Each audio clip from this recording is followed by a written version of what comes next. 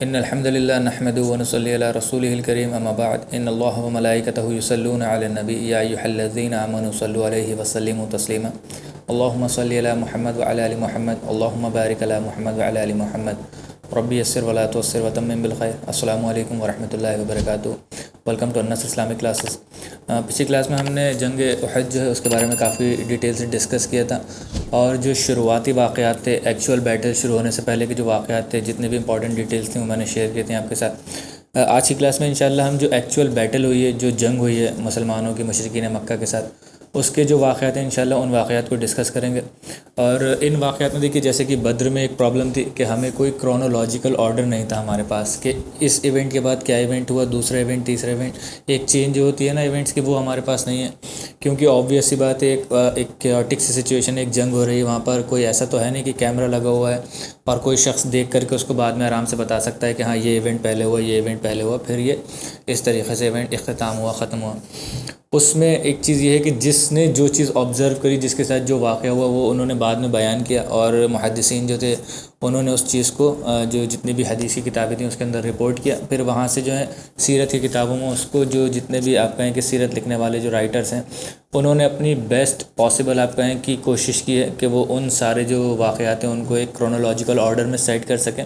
پھر بھی ایک کرونولوجیکل آرڈر کی اس میں پریشانی رہتی ہے، اور ہر سیرت کی کتاب، جو الگ الگ سیرت کی کتابیں لکھی ہوئی ہیں، اس میں الگ الگ آپ کو کرونولوجیکل آرڈر ملے گا، تو اس چیز کو مینشن کرنا پہلے یہاں پر ضروری ہے۔ تو سب سے پہلی چیز جو ہمیں پتہ ہے، جو ہم نے جنگ بدر میں بھی بتائی تھی، جس کے بارے میں ڈسکس کیا تھا، جو جنگ سے سب سے پہلے، جنگ سٹارٹ کرنے سے پہلے جو چیز ہوتی تھی وہ تھی مبارزہ۔ مبارزہ کہتے ہیں ون آن ون بیٹل کو، جو ڈوئل ہوتا ہے، کہ ایک جو ہے آپ کی طرف سے کوئی جانباز آئے، کوئی جو جنگ میں سے کوئی ہو، اور ایک اس طرف سے آئے، اور دونوں کی آپس میں بیٹل ہو، اور وہاں سے آپ کہیں کہ ایک پورا ایک ٹیمپو سیٹ ہو جاتا ہے، بیٹل کا پتہ چلتا ہے، کسی کے لیے ایک مورال بوسٹر ہوتی ہے وہ، اور جو جیتتا ہے اس کے لیے بہت زیادہ آپ کہیں کہ افیکٹو ہوتی ہے۔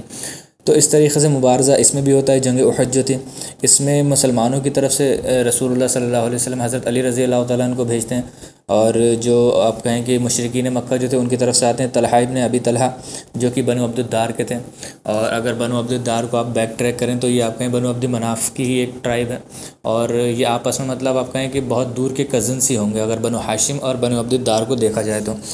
تو یہ طلحہ ابن ابی طلحہ جو آتے ہیں، یہ فل باڈی آرمر پہنے ہوئے ہوتے ہیں، ان کے جو آپ کہیں کہ کوچ جس کو کہتے ہیں، جو پروٹیکٹیو شیلڈ ہوتی ہے، جو جنگ میں عمومی طور پر پہنی جاتی ہے، وہ فل باڈی آرمر پہنے ہوئے ہوتے ہیں، اپنے ایبڈومن تک، جو ان کی آپ کہیں کمر تک کا یہ پہنے ہوئے ہوتے ہیں فل باڈی آرمر۔ اور حضرت علی رضی اللہ تعالیٰ عنہ کے اوپر اس وقت کوئی بھی چیز، کوئی آرمر نہیں ہوتا ہے حضرت علی رضی اللہ تعالیٰ عنہ کے پاس، صرف ہاتھ میں ان کے ایک شیلڈ ہوتی ہے، جو آپ نے دیکھا ہوگا عمومی طور پہ ہوتی ہے، سرکولر شیپ میں ہوتی ہے، اس کو اپنے آپ کو پروٹیکٹ کرنے کے لیے جنگ میں وار سے اس کو استعمال کیا جاتا ہے۔ تو طلحہ جب جنگ کرنے کے لیے آتے ہیں، مبارزہ کرنے کے لیے آتے ہیں حضرت علی رضی اللہ تعالیٰ عنہ، سب سے پہلا حملہ جو ہوتا ہے طلحہ ہی کرتے ہیں، طلحہ ابن ابی طلحہ۔ اور جب وہ حملہ کرتے ہیں، حضرت علی رضی اللہ تعالیٰ عنہ جو ہے آپ کہیں کہ بہت ہی فرتیلے تھے جنگ میں، اور حضرت علی رضی اللہ تعالیٰ عنہ کی طاقت کے اور جنگ کے جو واقعات ہیں بہت مشہور ہیں، اور ایسا بھی ہے کہ اس میں بہت سارے جو ہیں، کافی سارے واقعات جو ہیں فیک، جھوٹے اس کے اندر لگا دیے گئے ہیں حضرت علی رضی اللہ تعالیٰ عنہ کی پرسنالٹی کو بہت ہی زیادہ اونچا اٹھانے کے لیے۔ حالانکہ حضرت علی رضی اللہ تعالیٰ عنہ اس میں کسی بھی چیز کے محتاج نہیں ہے، ان کا کیریکٹر آپ کہیں چاہے دینی پرسپیکٹیو سے دیکھا جائے یا جنگی پرسپیکٹیو سے دیکھا جائے، یا ویسے ان کو پورا ان کا کیریکٹر اگر دیکھا جائے تو حضرت علی رضی اللہ تعالیٰ عنہ اپنے آپ میں یہ کہیں کہ زبردست پرسنالٹی ہیں، اور جلیل القدر صحابی ہیں، اور عشرہ مبشرہ میں ان کا شمار ہوتا ہے۔ تو ان کے ساتھ حالانکہ ایسا فیک واقعہ لگانے کی کوئی ضرورت نہیں تھی، لیکن ایک طبقہ ہے ہمارے یہاں، ایک سیکٹ ایسا ہے جو کہ حضرت علی رضی اللہ تعالیٰ عنہ سے حد سے زیادہ بڑھ کر کے محبت دکھاتا ہے، اور اس محبت میں وہ غلو بھی کرتا ہے۔ تو حضرت علی رضی اللہ تعالیٰ عنہ جو ہیں، جب وہ طلحہ ابن ابی طلحہ جو ہیں ان کے اوپر اٹیک کرتے ہیں، مارتے ہیں، اپنی تلوار سے حملہ کرتے ہیں حضرت علی کے اوپر، تو حضرت علی اس جو ان کا اٹیک ہوتا ہے اس کو بلاک کرتے ہیں بہت تیزی کے ساتھ اپنی شیلڈ کے ساتھ۔ اور جیسا کہ آپ کہیں کہ کسی کوئی ایکشن مووی ہوتی ہے تو اس میں بڑا زبردست طریقے سے اس ایکشن کو دکھایا جاتا ہے کہ فوراً سائملٹینیسلی ایک آپ کہیں کہ اپنے ہاتھ سے بلاک کرتے ہیں اس کو، اور دوسرے ہاتھ سے بہت تیزی کے ساتھ وار کرتے ہیں، حملہ کرتے ہیں ان کے اوپر، اور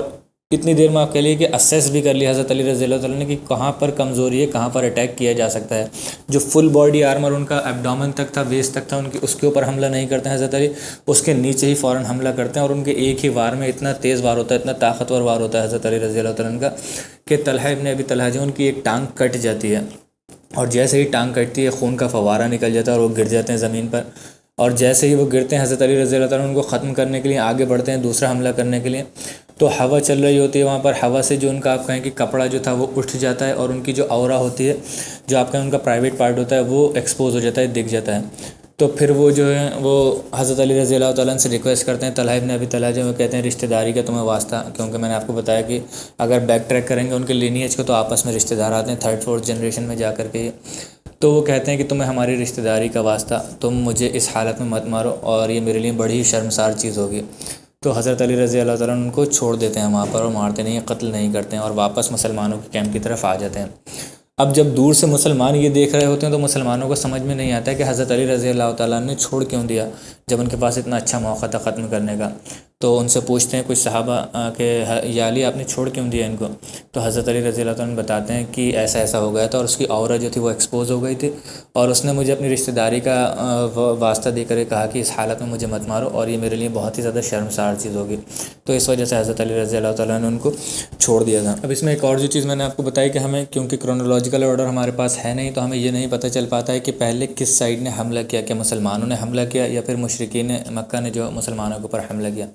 بیسٹ پاسبلٹی ہم یہ کہہ سکتے ہیں کہ یہی ہوئی ہوگی کہ مسلمان اپنی جگہ پر ٹھہرے رہے ہوں گے، اور جو مشرکین مکہ تھے انہوں نے اٹیک کیا ہوگا، کیونکہ وہ ایگریسولی آئے تھے مسلمانوں کو ختم کرنے کے لیے، اور رسول اللہ صلی اللہ علیہ وسلم نے ایک بہت زبردست ٹیکٹک استعمال کی تھی، ایک بہت زبردست پلان بنایا تھا، تو اس وجہ سے رسول اللہ صلی اللہ علیہ وسلم ان کی جو تعداد تھی، جو بڑی تعداد تھی، جو میں نے پچھلی کلاس میں بتایا تھا، اس کو نیرو ڈاؤن کرنا چاہتے تھے، کم کرنا چاہتے تھے۔ تو رسول اللہ صلی اللہ علیہ وسلم نے مسلمانوں کو کلیئر آرڈر یہی ہوگا کہ آپ لوگ اپنی جگہ پر رہنا ہے، ان کو چارج کرنے دیے گا،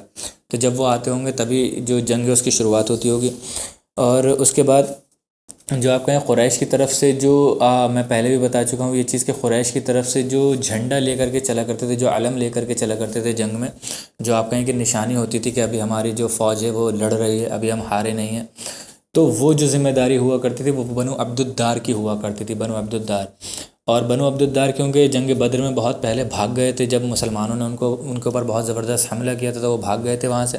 تو اس بار ابو سفیان نے ان کو بہت ہی زیادہ چارج کر کر کے لے کر کے آئے تھے، اور ان کو بدر کی بھی بارے میں انہوں نے بہت زیادہ بتایا تھا کہ دیکھو تم وہاں سے بھاگ گئے تھے اور ایسا نہیں ہونا چاہیے، تو تاکہ ان کو آپ کہیں کہ ان کے جو ایموشنز ہیں ان کو تھوڑا سا بھڑکا سکیں، وہ بھاگے نہیں اس بار۔ اور ان کو لے کر کے جب آتے ہیں تو یہ لگ بھگ 10 لوگ ہوتے ہیں، اور 10 جو ہوتے ہیں جھنڈا پکڑے ہوئے سب سے آگے ہوتے ہیں، اور جب یہ جنگ شروع ہوتی ہے تو اس میں حضرت حمزہ رضی اللہ تعالیٰ آگے تھے کیونکہ، اور حضرت علی رضی اللہ تعالیٰ، تو یہ جو جتنے 10 لوگ تھے جو آگے جھنڈا لے کر کے چل رہے تھے، ان کو زیادہ تر رپورٹس میں ہمیں یہی ملتا ہے کہ حضرت حمزہ رضی اللہ تعالیٰ اور حضرت علی رضی اللہ تعالیٰ، اور کچھ رپورٹس میں ہمیں یہ ملتا ہے حضرت ابو دجانہ رضی اللہ تعالیٰ، ان تینوں لوگوں نے ہی ان 10 لوگ جو تھے ان کو ختم کر دیا، ایک کے بعد ایک کے بعد ایک، اور جب ان کو ختم کر دیا ان کا جو جھنڈا تھا وہ گر گیا۔ شروعاتی اٹیک ہی مسلمانوں کا اتنا زبردست تھا، اتنا خطرناک تھا کہ زیادہ تر رپورٹس میں ہمیں یہی پتہ چلتا ہے کہ شروعات میں ہی مسلمانوں نے اتنا زیادہ ان کے اوپر حملہ کیا، اتنی تشدد کے ساتھ حملہ کیا کہ وہ لوگ فوراً بھاگ کھڑے ہوئے، انہوں نے جب یہ دیکھا کہ مسلمان تو بہت ہی زیادہ چارجڈ اپ ہیں۔ تو یہی کچھ شروعاتی رپورٹ سے ہمیں پتہ چلتا ہے۔ اب ابو دجانہ جو ان کے بارے میں بھی ہمیں ایک رپورٹ ملتی ہے، جو مطلب آپ کہیں کہ بہت فیئرسملی لڑے تھے، بہت ہی زیادہ جانبازی سے لڑے تھے اس جنگ کے اندر، اور حضرت الزبیر ابن العوام کی ایک ہمیں روایت ملتی ہے، ابن اسحاق میں بھی اسے ابن اسحاق نے لیا ہے، کوٹ کیا ہے، اس میں وہ بتاتے ہیں کہ الزبیر ابن العوام جو بتاتے ہیں کہ جب رسول اللہ صلی اللہ علیہ وسلم نے مجھے جو اپنی تلوار تھی وہ نہیں دی اور ابو دجانہ کو وہ تلوار دے دی، تو میرے دل میں آپ کہیں کہ بہت ایک ان کے لیے یہ ہو رہا تھا کہ رسول اللہ صلی اللہ علیہ وسلم نے مجھے کیوں نہیں دی، اور میں لیتا تو اس کا حق پورے طریقے سے ادا کرتا، اور ابو دجانہ تو ہو سکتا ہے اس طریقے سے لڑے بھی نہیں، کیونکہ وہ اپنے آپ کو سمجھ رہے تھے کہ میں بہت ہی زیادہ آپ کہیں کہ انسانی سمجھتا ہے اپنے آپ کو، اس کا جو لیول ہوتا ہے وہ یہ کہتا ہے کہ میں بہت جوش و خروش سے لڑتا، اور ابو دجانہ کو اتنا زیادہ جانتے نہیں ہوں گے وہ، تو اس وجہ سے وہ ان کے دل میں یہ تھا کہ مجھے ملتی تو کاش میں بہت زیادہ اس کا حق ادا کرتا، لیکن وہ کہتے ہیں کہ جب میں نے ابو دجانہ کو اس سے لڑتے ہوئے دیکھا احد کے اندر ایک بار جب جنگ شروع ہوئی، تو مجھے واقعی میں احساس ہوا کہ ہاں ابو دجانہ جو ہے اس کا حق جو ہے ادا کر رہے ہیں، اتنا زبردست اس کے ساتھ لڑ رہے تھے، اور وہ کہہ رہے تھے کہ مطلب جیسے کوئی دور سے وہ آبزرو کر رہے تھے اس چیز کو، وہ کہہ رہے تھے کہ جیسے وہ آگے ہی بڑھتے جا رہے تھے، ان کے سامنے جو بھی آتا تھا اس کو فوراً کاٹتے ہوئے بڑی تیزی کے ساتھ آگے بڑھتے جا رہے تھے، کہیں رک بھی نہیں رہے تھے کچھ سیکنڈ کے لیے، مارتے تھے، کاٹتے تھے ایک کو مشرک کو، اور پھر آگے بڑھ جاتے تھے فوراً، اور رک نہیں پا رہے تھے، ان کو کوئی روک ہی نہیں پا رہا تھا۔ اور وہ کہتے ہیں کہ میں آبزرو یہ بھی کر رہا تھا کیونکہ وہ جنگ میں تھے، تو ایک شخص ایسا تھا جو کہ مشرکین کی طرف سے آیا تھا، جو کہ بہت ہی آپ کہیں طاقتور تھا، بہت اچھے سے لڑ رہا تھا،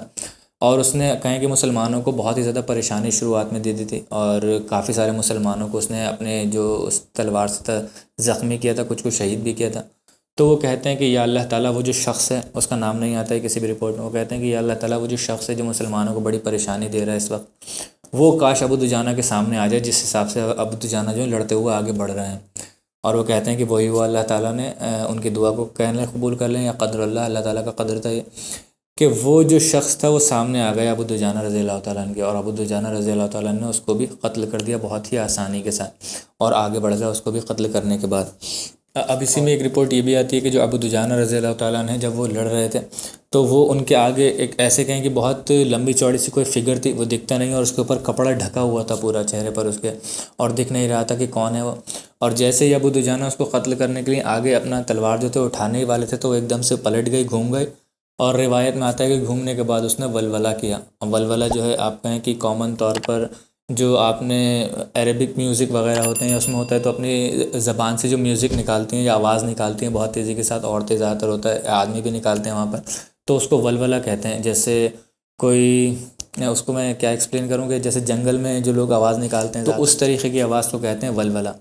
تو ولولہ کرنے لگی وہ، جیسے ہی ابو دجانہ کو دیکھتی ہے تو ولولہ کرتی ہے، اور ابو دجانہ جو ہے وہ کہتے ہیں کہ مجھے رسول اللہ صلی اللہ علیہ وسلم نے جو تلوار دی تھی یہ اس کی بے عزتی لگی کہ میں اس تلوار سے کسی عورت کا قتل کروں، اس کی گردن کاٹوں، تو انہوں نے وہاں پر ان کو چھوڑ دیا۔ تو اب یہ جو ہے یہ آبویس سی چیز ہے کہ جو پہلا اٹیک مسلمانوں نے اتنا زبردست کیا تھا کہ قریش مکہ جو تھے وہ بھاگنا شروع ہو گئے تھے۔ جب بھاگ رہے تھے تو جو اپنے ساتھ عورتوں کو لے کر کے آئے تھے وہ عورتیں کچھ ڈسٹینس پر کھڑی ہوئی تھیں پیچھے، لیکن جب انہوں نے دیکھا کہ یہ تو بھاگ رہے ہیں جو قریش مکہ تھے، تو ان کو بوسٹ کرنے کے لیے، ان کے مورالز کو یا ان کو واپس جنگ میں بھیجنے کے لیے وہ بھاگ کر کے آگے آ گئی تھیں اور ان کو پیچھے بھیجنا چاہ رہی تھیں۔ کچھ روایت میں یہ بھی آتا ہے کہ پکڑ پکڑ کر دھکا دے رہی تھیں ان کو، اور وہ کہہ رہی تھی جاؤ جا کر کے لڑو، اور تم ہمارا جو ہے اس بار مت ہارو، جو دوسری اگر پہلے تو بدر میں ہار گئے تھے لیکن جنگ میں ہماری جو جنگ احد ہے اس میں ہماری ہار نہیں ہونا چاہیے، اس طریقے سے مت بھاگو۔ تو اسی میں ہوا ہوگا کہ وہ آگے آ گئی ہوں گی، تو ابو دجانہ لڑتے ہوئے آگے آئے ہوں گے تو ان کے سامنا پڑ گیا ہوگا جو ہند تھی، ہند بن عتبہ جو تھیں۔ اس میں حضرت حمزہ رضی اللہ تعالیٰ عنہ کے بارے میں آتا ہے کہ انہوں نے بہت سب سے زیادہ جو اگر قریش کے لوگوں کا قتل کیا تھا وہ حضرت حمزہ رضی اللہ تعالیٰ عنہ تھے، اور اس کے بعد حضرت علی رضی اللہ تعالیٰ عنہ، حضرت ابو دجانہ رضی اللہ تعالیٰ عنہ، ان دونوں کے بارے میں آتا ہے کہ انہوں نے بھی بہت سارے جو مشرکین مکہ کے تھے ان لوگوں کو بہت زیادہ قتل کیا۔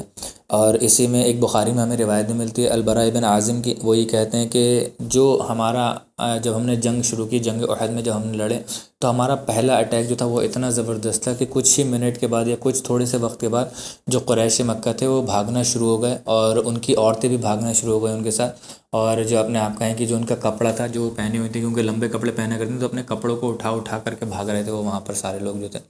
تو اس سے ہمیں یہ مطلب کلیئر رپورٹ ملتی ہے کہ جو انیشیل اٹیک تھا، جو پہلی جو آپ کہیں تصادم ہوا تھا، جو پہلا آپ کہیں لڑائی ہوئی ہے، پہلا جو اٹیک ہوا ہے اس میں مسلمانوں نے بہت زبردست، بہت برے طریقے سے، بہت شدت سے آپ کہیں کہ ان کو مارا ہے، اور شکست ہو گئی اور وہ بھاگنا شروع کر دیتے ہیں وہاں سے، جو شروعاتی انیشیل بیٹل تھی اس وقت۔ اسی میں جب مسلمانوں نے مارا اور وہ بھاگنا شروع ہو گئے، بھاگ رہے تھے وہاں سے، تو جب بھاگے ہیں تو آپ سوچیں کہ بہت بڑا قافلہ لے کر کے آئے تھے وہ، اس قافلے میں ان کے ساتھ سواریاں بھی بہت ساری تھیں، ان کے ساتھ ٹینٹس بھی بہت سارے تھے، ان کے پاس تلواریں، آرمر، یہ ساری چیزیں بھی تھیں۔ تو یہ سب جب بھاگ رہے ہیں تو یہ ساری چیزیں چھوڑ کر کے پیچھے بھاگ رہے تھے، اور اس زمانے میں آپ کہیے جب کہ ابھی شروعات کی دور ہے، مسلمانوں کی اس طریقے سے کلچرنگ نہیں ہوئی ہے،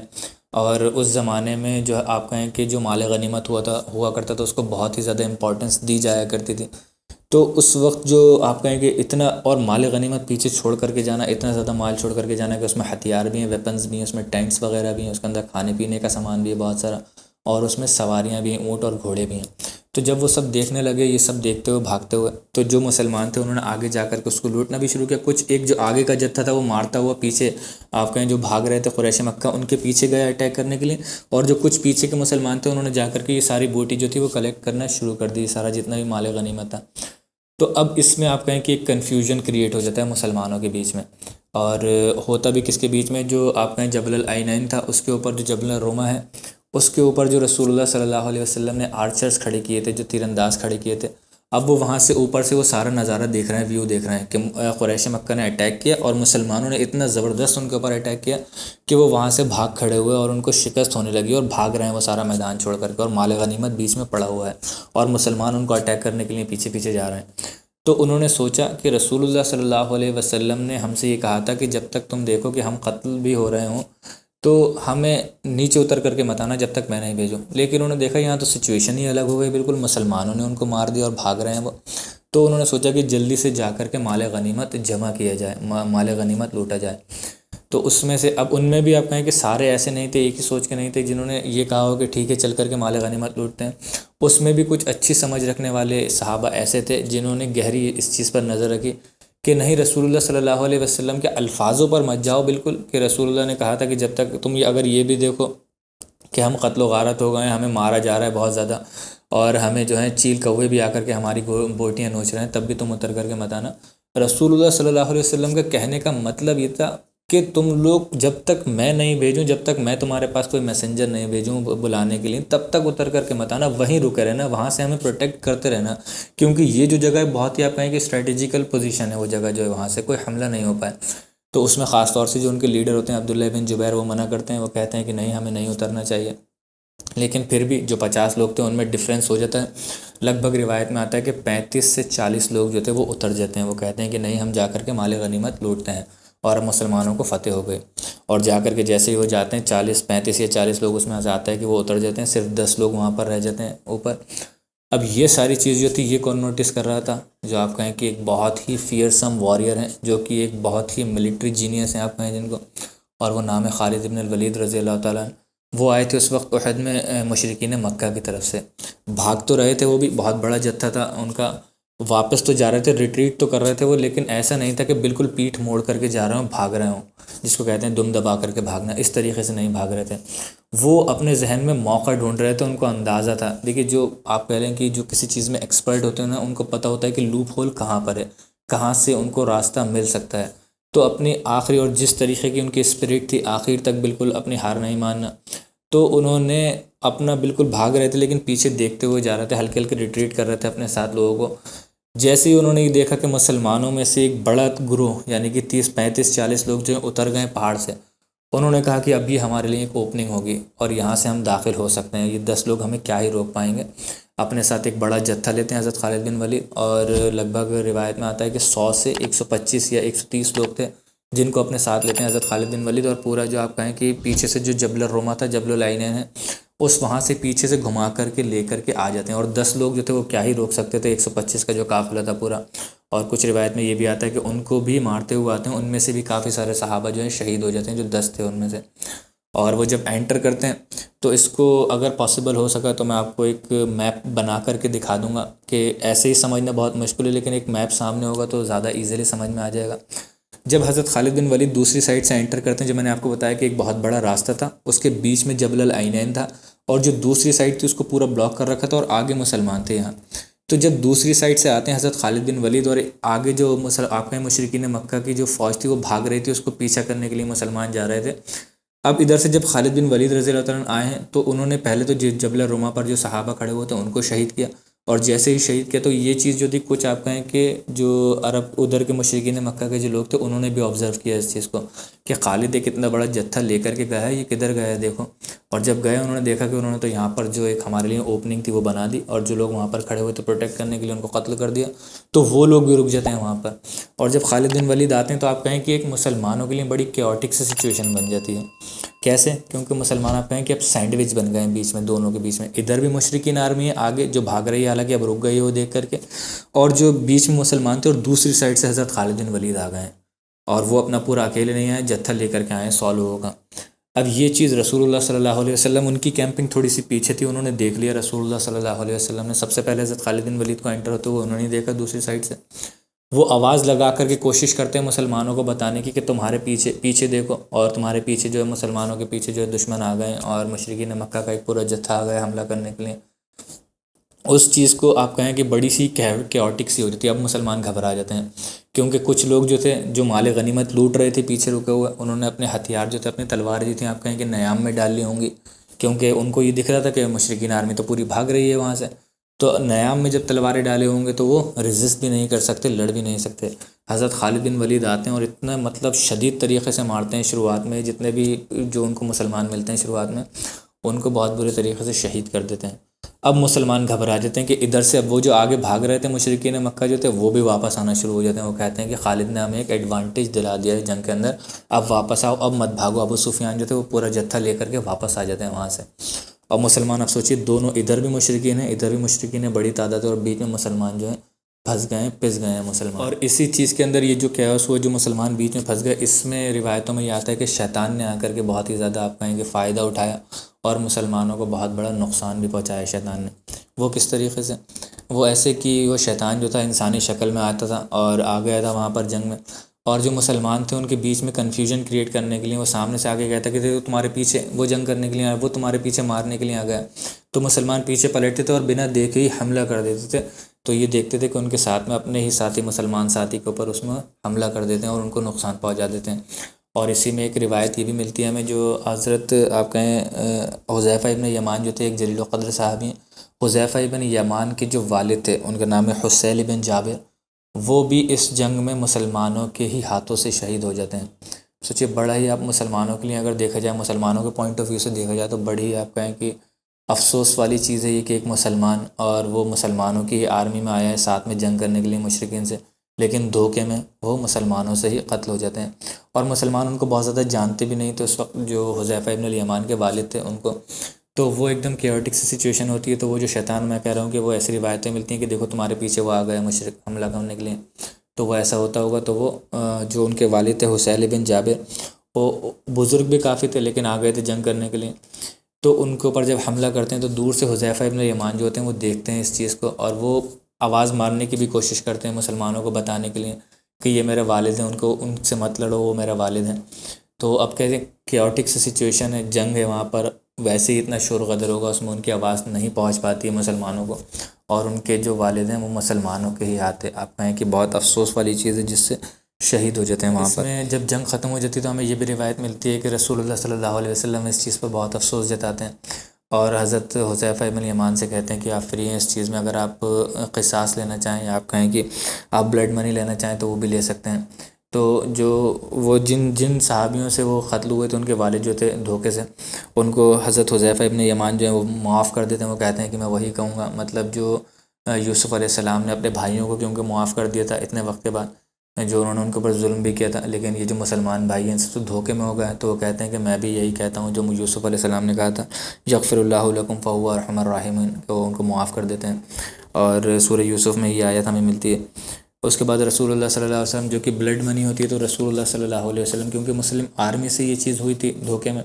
تو رسول اللہ صلی اللہ علیہ وسلم اس کے ہیڈ تھے, آپ کہیں کہ لیڈر تھے مسلمانوں کے, تو وہ بلڈ منی بھی دیتے ہیں حضرت حذیفہ ابن یمان کو, کیونکہ دیت تو دی جائے گی نا, یہ تو اسلامک رول ہے, تو وہ دیت بھی دیتے ہیں. اب دیکھیں حذیفہ ابن یمان کی خوبصورتی, وہ جو پورا آپ کہیں کہ جو دیت ان کو ملتی ہے, جو اونٹ 100 اونٹ ان کو ملتے ہیں, اس میں وہ سارے کے سارے جو 100 اونٹ ہوتے ہیں وہ فقراء میں تقسیم کر دیتے ہیں اور ڈسٹریبیوٹ کر دیتے ہیں. حضرت حذیفہ ابن یمان جو ہے اپنے لیے بھی نہیں رکھتے ہیں وہ. تو یہ آپ سوچیں کہ مسلمان جو تھے شروعاتی دور کے, ان کا تقوی کا لیول یہ تھا. اور جو ایک آپ کہیں کہ ایک اسلامک سوسائٹی ہوتی ہے نا, جہاں پر اسلامک ریاست ہوتی ہے, وہاں پر پھر لوگوں کے آپ کہیں کہ ایٹیٹیوڈ میں بھی آپ کو ایسے ہی فرق دیکھنے کو ملتا ہے. وہاں پر یہ ذہنیت نہیں ہوتی جو اس وقت کیپٹلزم کا جو معاشرہ, جس معاشرے میں ہم رہ رہے ہیں, جو آپ کہیں سرمایہ داریت کا, جس میں ہر چیز ہر امپورٹنس جو ہے پیسے کو دی جاتی ہے. آپ سوچیے کہ ایک آدمی کو 100 اونٹ مل رہے ہیں تو اس کے لیے کتنی بڑی ویلتھ ہے. وہ ایسی ہوگی کہ وہ اپنی زندگی بھر اس سے آرام سے کھا سکتا ہے اور اس کو کسی چیز کی کمی نہیں پڑے گی. لیکن وہ مینٹیلٹی ہی نہیں تھی جو آپ کہیں کہ مسلمانوں کی جو ریاست تھی اس میں رہتے تھے. اس میں ساری ہی چیز, ہر چیز آپ کہیں کہ وہ پیسہ نہیں تھا. اس معاشرے میں جہاں ہم رہ رہے ہیں, ہر چیز آپ کہیں کہ سب سے بڑی پیسہ ہی ہے. جہاں پر بھی آپ کہیں کہ جس کے پاس پیسہ ہوگا اسی کو عزت ملے گی, جس کے پاس پیسہ ہوگا اسی کو شہرت ملے گی, جس کے پاس پیسہ ہوگا اسی کا نام ہوگا, جس کے پاس پیسہ ہوگا محفلوں میں عزت بھی اسی کی ہوگی, جس کے پاس پیسہ ہوگا بات بھی اسی کی سنی جائے گی, چاہے وہ کتنا ہی آپ کہیں کہ نالائق بندہ ہو اور اہل بھی نہیں ہو کسی رائے کو دینے کا, لیکن اس سے رائے لیں گے لوگ, رائے مشورہ کرنے آئیں گے. کیوں؟ کیونکہ اس کے پاس پیسہ ہے. پیسہ ہی سب کچھ ہے اس کیپٹلزم کے معاشرے میں. تو یہ خیر ہمیں کلیئر سا فرق دکھتا ہے جو اسلامک معاشرہ ہوتا ہے اور ایک جو آپ آج کے زمانے کا کیپٹلزم کا جو معاشرہ ہے. اس میں اس کے بعد اب دیکھیں ایک بہت ہی یہ جو جنگ احد ہے, جنگ احد اس طریقے سے بہت امپورٹنٹ ہے کہ جو اس میں مسلمانوں کے کافی سارے جلیل و قدر صحابہ جو ہیں وہ شہید ہوئے ہیں اس جنگ کے اندر. اب جو میں نے آپ کو بتایا کیوٹک سا ماحول ہو جاتا ہے, اس میں کافی سارے لوگ جو ہیں صحابہ اس میں شہید ہوتے ہیں اس وجہ سے۔ اور سب سے بڑی جو شہادت آپ کہیں گے اس جنگ کی، یا آپ کہیں سید الشہداء رسول اللہ صلی اللہ علیہ وسلم نے ان کو کہا ہے سب سے بڑے شہیدوں کے سردار، وہیں رسول اللہ صلی اللہ علیہ وسلم کے چچا حضرت حمزہ رضی اللہ تعالیٰ عنہ، حضرت حمزہ رضی اللہ تعالیٰ عنہ جو وہ بھی اسی جنگ میں شہید ہوتے ہیں۔ اور ان کو شہید کرنے والا جو شخص تھا وہ تھا وحشی بن حرب۔ وحشی جو تھا آپ کہیں اس کی اسٹوری کچھ اس طریقے سے کہ وہ جو مطعم بن عدی تھے، جن کے بارے میں ہم کافی ذکر کر چکے ہیں اب تک سیرت میں، جو کہ بہت نرم مزاج تھے رسول اللہ صلی اللہ علیہ وسلم کی طرف، کافی بار انہوں نے مدد بھی کی ہے رسول اللہ صلی اللہ علیہ وسلم کی، اور رسول اللہ نے ان کے لیے ایک بہت ہی زبردست ریمارک بھی دیا ہے کہ جو جنگ بدر کے بعد انہوں نے کہا تھا کہ آج اگر مطعم بن عدی زندہ ہوتا اور وہ یہ کہتا کہ اے میرے بھتیجے ان لوگوں کو چھوڑ دو، تو جتنے بھی پرزنرس آف وار تھے، جتنے بھی قیدی تھے مسلمانوں کے پاس مشرکین کے، ان کو میں ایسے ہی چھوڑ دیتا بنا ایک روپیہ لیے بھی۔ تو رسول اللہ صلی اللہ علیہ وسلم ان کے بیٹے تھے جبیر بن مطعم بن عدی جو تھے ان کے بیٹے تھے جبیر بن مطعم، اور جبیر بن مطعم کے جو چچا تھے یعنی کہ مطعم کے جو بھائی تھے وہ بھی جنگ بدر میں آئے تھے اور ان کو قتل کیا گیا تھا مسلمانوں کے ذریعے۔ تو ان کے جو جبیر بن مطعم تھے ان کے دل میں آپ کہیں ان کے بھی دل میں ریونج تھا اس طریقے سے لے کر کے کہ میرے چچا کو قتل کیا، تو وہ اپنا ریونج نکالنے کے لیے کیا کرتے ہیں، ان کے پاس ایک غلام ہوتا ہے وحشی جو تھا، اور ان کو جو ان کے چچا تھے ان کو قتل بھی کیا تھا حضرت حمزہ رضی اللہ تعالیٰ عنہ نے۔ تو وہ کہتا ہے کہ جو میرے چچا کو قتل کیا ہے تو اپنا بدلہ نکالنے کے لیے جو وحشی ہوتا ہے، وحشی کو وہ کہتے ہیں، وحشی جو تھا بہت آپ کہیں کہ زبردست نشانے باز تھا، جو نیزہ ہوتا ہے چلاتے ہیں، بھالا ہوتا ہے آپ نے دیکھا وہ بہت بڑا ایرو ٹائپ کا ہوتا ہے، بہت بڑی سی لکڑی ہوتی ہے اس میں آگے نیزہ لگا ہوا ہوتا ہے ایرو کے ٹائپ کا، تو وہ بہت اچھے سے چلاتا تھا اور اس کا نشانہ اتنا پکا تھا، کہتے تھے کہ اگر بہت چھوٹا سا بھی کوئی سوراخ ہے اس سوراخ میں سے اگر اس سے مارنے کے لیے کہا جائے کافی ڈسٹینس سے، تو وہ اس کے اندر سے انٹچڈ نکال دے گا، اس کو بالکل ایسے ہی پار سے نکل جائے گا اور اس میں ٹکرائے گا بھی نہیں اس سرکل میں۔ تو بہت ہی زیادہ آپ کہیں کہ اس چیز میں اس کو مہارت حاصل تھی۔ تو جبیر بن مطعم جو ہیں وہ اپنے آپ کہیں کہ فیملی پرائیڈ میں آ کر کے کہ میرے چاچا کو کیسے قتل کیا، اور اپنے چاچا کا بدلہ لینے کے لیے، ریونج لینے کے لیے، وہ وحشی سے کہتے ہیں کہ تم جو ہو میرا ایک کام کر دو، ہم جب لڑنے جائیں گے جنگ میں تو تم حمزہ کو قتل کر دینا، بس اگر تم نے حمزہ کو قتل کر دیا تو میں تجھے آزادی دے دوں گا۔ اب اسی میں جب وہ یہاں پر ڈسکشن ہو رہا ہوتا ہے تو وہاں پر ہمیں رپورٹس میں روایتوں میں یہ بھی ملتا ہے کہ اس وقت ابو سفیان کے ساتھ ان کی بیوی جو ہند ہے وہ بھی بیٹھی ہوتی ہیں، اور ہند کا تو بہت ہی بڑا نقصان ہوا تھا، ان کے والد کو بھی قتل کیا گئے تھے جنگ بدر میں، ان کے چاچا کو بھی قتل کیا گیا تھا اور ان کے بھائی کو بھی قتل کیا گیا تھا، تین لوگوں کو ایک ساتھ قتل کیا گیا تھا ایک ہی جنگ میں۔ تو وہ کہتی ہیں وحشی جب یہ بات سنتی ہیں وہ کہتی ہیں وحشی اگر تو نے میرا یہ کام کر دیا تو تجھے گارنٹی ہے کہ تیری آزادی تو ہوگی، تجھے بہت سارا مال بھی دوں گی، پیسہ بھی دوں گی، اور اس کے گلے میں ایک بہت بڑا آپ کہیں کہ نیکلس تھا جو کہ بہت مشہور تھا، بہت مہنگا تھا اس وقت کا۔ تو وہ کہتی ہے کہ جو پوری جویلری ہے میری نیکلس کے ساتھ، اپنے ہاتھوں میں جتنے کنگن پہنی ہوتی ہے جو بندے ہوتے ہیں، وہ کہتی ہے کہ ساری کی ساری جویلری تیری ہو جائے گی، تجھے دے دوں گی میں۔ تو وحشی جو کہ آپ کہیں کہ یہ غلام کے لیے، اس کے لیے آزادی ہے ساری چیز سب سے زیادہ امپورٹنٹ ہوتی ہے، اپنی زندگی بھر کام ہی اس لیے کرتا ہے کہ اس کو آزادی ہو سکے، اس کا جو مالک ہے وہ کسی دن خوش ہو کر کے اس کو آزاد کر دے۔ تو اس کو یہ ایک اپارچونیٹی دکھتی ہے، وہ یہ سوچتا ہے کہ اگر میں نے یہ کام کر دیا، صرف ایک شخص کو قتل کر دیا میں نے، تو مجھے میری آزادی مل جائے گی وہاں پر۔ اور روایتوں سے یہ ملتا بھی، وہ بعد میں یہ کہتا بھی ہے کہ نہ تو میں بہت ہی زیادہ ہائیلی موٹیویٹڈ تھا حمزہ کو قتل کرنے کے لیے، نہ ہی حمزہ میرے لیے بہت زیادہ برا تھا، اور نہ ہی جو میرے مالک تھے میرے لیے بہت ہی زیادہ اچھے تھے، تو مجھے تو ایک آپ کہیں کہ ایک نیوٹرل تھا میں اس چیز کے لیے۔ لیکن جب مجھے اتنا بڑا انعام دکھنے لگا سامنے کہ میری آزادی بھی ہو جائے گی اور مجھے اتنا سارا مال بھی ملے گا، تو میں ہائیلی موٹیویٹ ہو گیا حمزہ کو قتل کرنے کے لیے، ایک شخص کو قتل کروں اور میں اپنی آزادی لے کر کے نکل جاؤں۔ اور یہ جو حضرت حمزہ رضی اللہ تعالیٰ عنہ کو شہید کرنے کا جو پورا واقعہ ہے، وہ ہمیں وحشی کی ہی جو آپ کہیں کہ نریشن ہے اس سے ہی ملتا ہے، انہوں نے ہی پورا واقعہ بتایا۔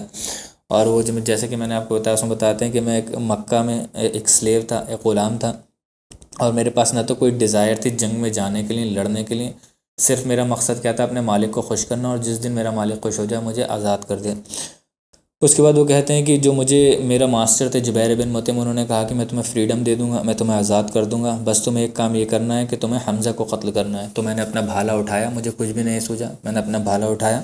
اور جب میں یہ مسلمانوں کے ساتھ جنگ کرنے کے لیے گئے تو میں بھی ان کے ساتھ جنگ کے لیے چلا گیا، اور صرف میرے دماغ میں ایک ہی چیز تھی، ایک ہی ٹارگیٹ تھا میرے پاس، وہ تھا حمزہ ابن مطلب، اور میں یہ دیکھ رہا تھا کہ کسی طریقے سے مجھے ایسا موقع ملے جو میں حمزہ کو قتل کروں۔ وہ یہ کہتے ہیں کہ جیسے ہی جنگ شروع ہوئی ہے میں نے حمزہ کو فالو کرنا شروع کر دیا۔ آپ سوچیں کہ حضرت حمزہ رضی اللہ تعالیٰ عنہ جو کہ سامنے سے آگے سب کو مار رہے ہیں، قتل کر رہے ہیں، وہ پیچھے ان کو ٹریک کرنے لگا کہ کہاں جا رہے ہیں، کہیں سے ایسا موقع ملے جو میں حضرت حمزہ کو قتل کر سکوں۔ وہ کہتا ہے کہ میں جا کر ایک جھاڑی کے پیچھے چھپ گیا اور میں آبزرو کرنے لگا، جیسے ہی میں نے دیکھا کہ حضرت حمزہ جو ہیں ان کی پیٹھ میری طرف ہے اور وہ اٹیکنگ رینج میں ہیں جن پر میں اٹیک کر سکتا ہوں، تو وہ کہتا ہے کہ میں جھاڑی سے نکل کر کے باہر آیا اور حمزہ کی پیٹھ میری طرف تھی۔ آپ سوچیں کتنی بزدلی سے انہوں نے ان کو، حضرت حمزہ رضی اللہ عنہ کو قتل کیا ہے، کہ کم سے کم سامنا بھی نہیں تھا، ان کا چہرہ بھی نہیں تھا کہ حضرت حمزہ دیکھ پاتے اور اپنے آپ کو ڈیفینڈ کر پاتے۔ وہ کہتے ہیں کہ جیسے ہی حمزہ میرے پیچھے، مطلب اس کی پیٹھ میری طرف تھی اور وہ کسی اور کے ساتھ لڑ رہا تھا، تو میں نے اپنا جو بھالا تھا نیزہ اس کو نکالا اور بھاگ کر کے میں جتنی بھی تیزی سے، جو میرے پاس پوری طاقت تھی، میں اپنی طاقت لگا سکتا تھا، میں نے اپنی طاقت سے وہ بھالا پھینک کر کے مارا ہے۔ کچھ رینج سے، تھوڑی رینج ہوگی، وہ رینج ہمیں نہیں پتہ کتنی تھی، لیکن یہ انڈرسٹوڈ ہے کہ کلوز ہی ہوں گے، قریبی رینج میں ہوں گے جو انہوں نے اتنی تیزی کے ساتھ مارا ہے۔ اور جو وہ زرہ پہنے ہوئے تھے نا حضرت حمزہ رضی اللہ عنہ، زرہ میں آپ سوچیں کہ ایک کڑیاں لگی ہوتی ہیں، ایک کے پیچھے ایک کڑی بنی ہوئی ہوتی ہے، اس میں بیچ میں اسپیس ہوتا ہے، تو اس کا جو میں نے آپ کو بتایا کہ نشانہ اتنا زیادہ پکا تھا، اتنا زیادہ اس کا زبردست ٹارگیٹ تھا کہ وہ اس نے اس جو اسپیس تھی، کڑیوں کے بیچ کی جو اسپیس تھے، اس کو ٹارگیٹ کیا اور وہ اس اسپیس میں سے نکلتا ہوا حضرت حمزہ رضی اللہ تعالیٰ عنہ کی پیٹھ میں گھسا ہے، اور پیٹھ سے نکلنے کے بعد جو ان کی شرم گاہ ہے اس سے باہر آ گیا حضرت حمزہ رضی اللہ تعالیٰ عنہ کے آس پاس، بالکل جو ان کا ایبڈومن کا نیچے والا حصہ ہے وہاں پر سے ان کے نکلتا ہے اور آر پار ہو جاتا ہے۔ آپ سوچیے اس نے اتنی طاقت سے مارا تھا اور اس کا نشانہ کتنا زیادہ پکا تھا۔ اور حضرت حمزہ رضی اللہ عنہ وہ کہتا ہے، اپنے ہی الفاظوں میں بتاتا ہے کہ حضرت حمزہ جو تھے وہ پلٹے جب ان کو یہ حملہ ان کے اوپر ہوا، اور انہوں نے پلٹ کر کے دیکھا اور انہوں نے کہا کہ یا ودو اللہ، اللہ کے دشمن، وہ پہچان گئے دیکھ کر کے۔ اور حضرت حمزہ رضی اللہ تعالیٰ عنہ اس کی طرف حملہ کرنے کے لیے آتے ہیں، تلوار اٹھاتے ہیں، لیکن اس کا جو آپ کہیں کہ جو وار تھا، جو اٹیک تھا، اتنا زبردست تھا، اتنا خطرناک تھا کہ پیچھے کی ہڈی سے لگ کر کے پورا بیک بون میں گھس کر کے اور پورا آگے ایبڈومن میں سے نکل کر کے آ جائے اور خون شدید طریقے سے نکلا ہوگا، تو حضرت حمزہ رضی اللہ تعالیٰ عنہ وہاں پر اس کے اوپر حملہ نہیں کر پاتے، ان کا ہاتھ جو ہے گر جاتا ہے اور حضرت حمزہ رضی اللہ تعالیٰ عنہ بھی زمین پر گر جاتے ہیں۔ اب وہ جو تھا وہ یہ سمجھتے ہیں حضرت حمزہ رضی اللہ تعالیٰ عنہ کو قتل کر دیا، اور وہاں سے اپنا جو نیزہ تھا نکال کر کے بھاگتا ہوا جاتا ہے، اور جو اپنے اس کے مالک تھے جبیر بن مطعم، ان کو جا کر کے بتاتا ہے اور ہند کو جا کر کے بتاتا ہے کہ میں نے حضرت حمزہ کو جو ہے قتل کر دیا۔ اور ہند جو ہے وہ کہتی ہے کہ دکھاؤ مجھے کہاں پر پڑی ہوئی ہے حمزہ کی لاش، تو وہ حضرت حمزہ کی لاش تک لے کر کے جاتا ہے اور وہاں پر دکھاتا ہے، اور ہند جو ہے وہ بہت زیادہ خوش ہوتی ہیں دیکھ کر کے، اور جو اپنی جیولری، جیسے کہ انہوں نے پرومس کی تھی، اپنی ساری جیولری اتار کر کے اس کو وہاں دے دیتی ہے۔ اب وہاں پر ایک کام جو انہوں نے بہت غلط کیا، جو ہمیں روایت سے ملتا ہے ہند نے، وہ یہ کہ جو حضرت حمزہ کی دشمنی میں آپ کہہ لیجئے کہ کیونکہ ان کے بھائیوں کو، ان کے باپ کو اور ان کے بھائی کو انہوں نے قتل، چچا کو قتل کیا تھا اور بھائی کو بھی قتل کیا تھا، تو وہاں پر دشمنی اتنی زیادہ تھی، آپ کہیں کہ ریج اتنا زیادہ تھا ان کے اندر، نفرت اتنی زیادہ تھی اس چیز کو لے کر کے کہ شہید ہو چکے ہیں حضرت حمزہ رضی اللہ تعالیٰ عنہ، اور زمین پر ان کا آپ کہیں کہ جسم مبارک پڑا ہوا ہے۔ اس کے بعد آپ کہیں کہ جو دشمنی کی یا بدترین ایک جو اگزامپل سیٹ کیا انہوں نے، وہ یہ کرتی ہیں کہ حضرت حمزہ رضی اللہ تعالیٰ عنہ کا موصلہ کرتی ہیں، اور موصلہ کیا ہوتا ہے؟ وہ ہوتا ہے کہ ان کی ناک کاٹ لیتی ہیں، ان کے کان کاٹ لینا، ان کی جو انگلیوں تھیں اس کے پوروے کاٹ لینا، تاکہ رسول اللہ صلی اللہ علیہ وسلم کو غم ہو، تکلیف ہو، درد ہو، اس چیز کا احساس ہو ان کو کہ انہوں نے ہمارے ساتھ کیا کیا تھا۔ اور ایون کچھ روایتوں میں یہ بھی آتا ہے کہ ان کا جو آپ کہیں کہ سینہ چاہ کر کے ان کا کلیجہ تک نکال کر کے پھینک دیتے ہیں۔ اس سے ریلیٹڈ ایک چیز یہ بہت ہی زیادہ ہمارے معاشرے میں مشہور ہے کہ انہوں نے کلیجہ نکال کر کے اپنے منہ سے چبایا بھی، حالانکہ یہ ہمیں کسی بھی صحیح روایت سے نہیں ملتا ہے کہ جو ہند تھی انہوں نے حضرت حمزہ کا کلیجہ نکال کر کے چبایا ہو۔ موصلہ ضرور کیا تھا، یہ ہمیں صحیح روایتوں سے ملتا ہے کہ موصلہ کیا تھا،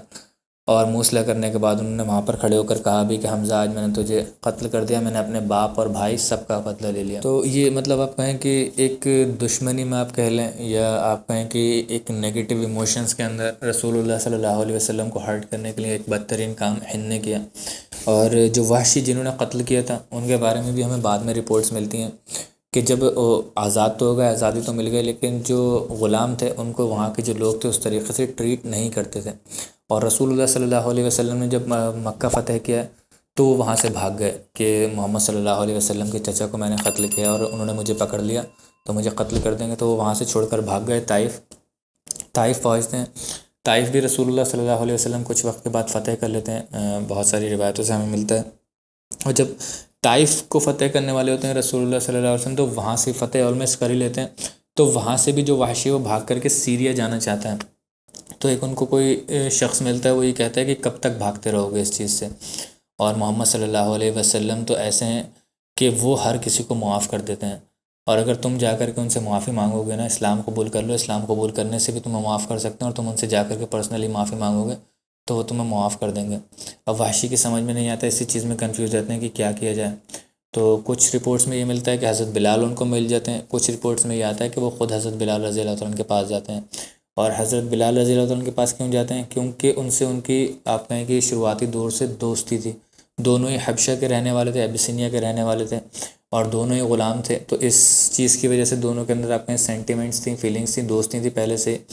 تو وہ حضرت بلال کے پاس جاتے ہیں، وہ کہتے ہیں کہ تم میرے بہاف پر ریکویسٹ کرو رسول اللہ صلی اللہ علیہ وسلم سے۔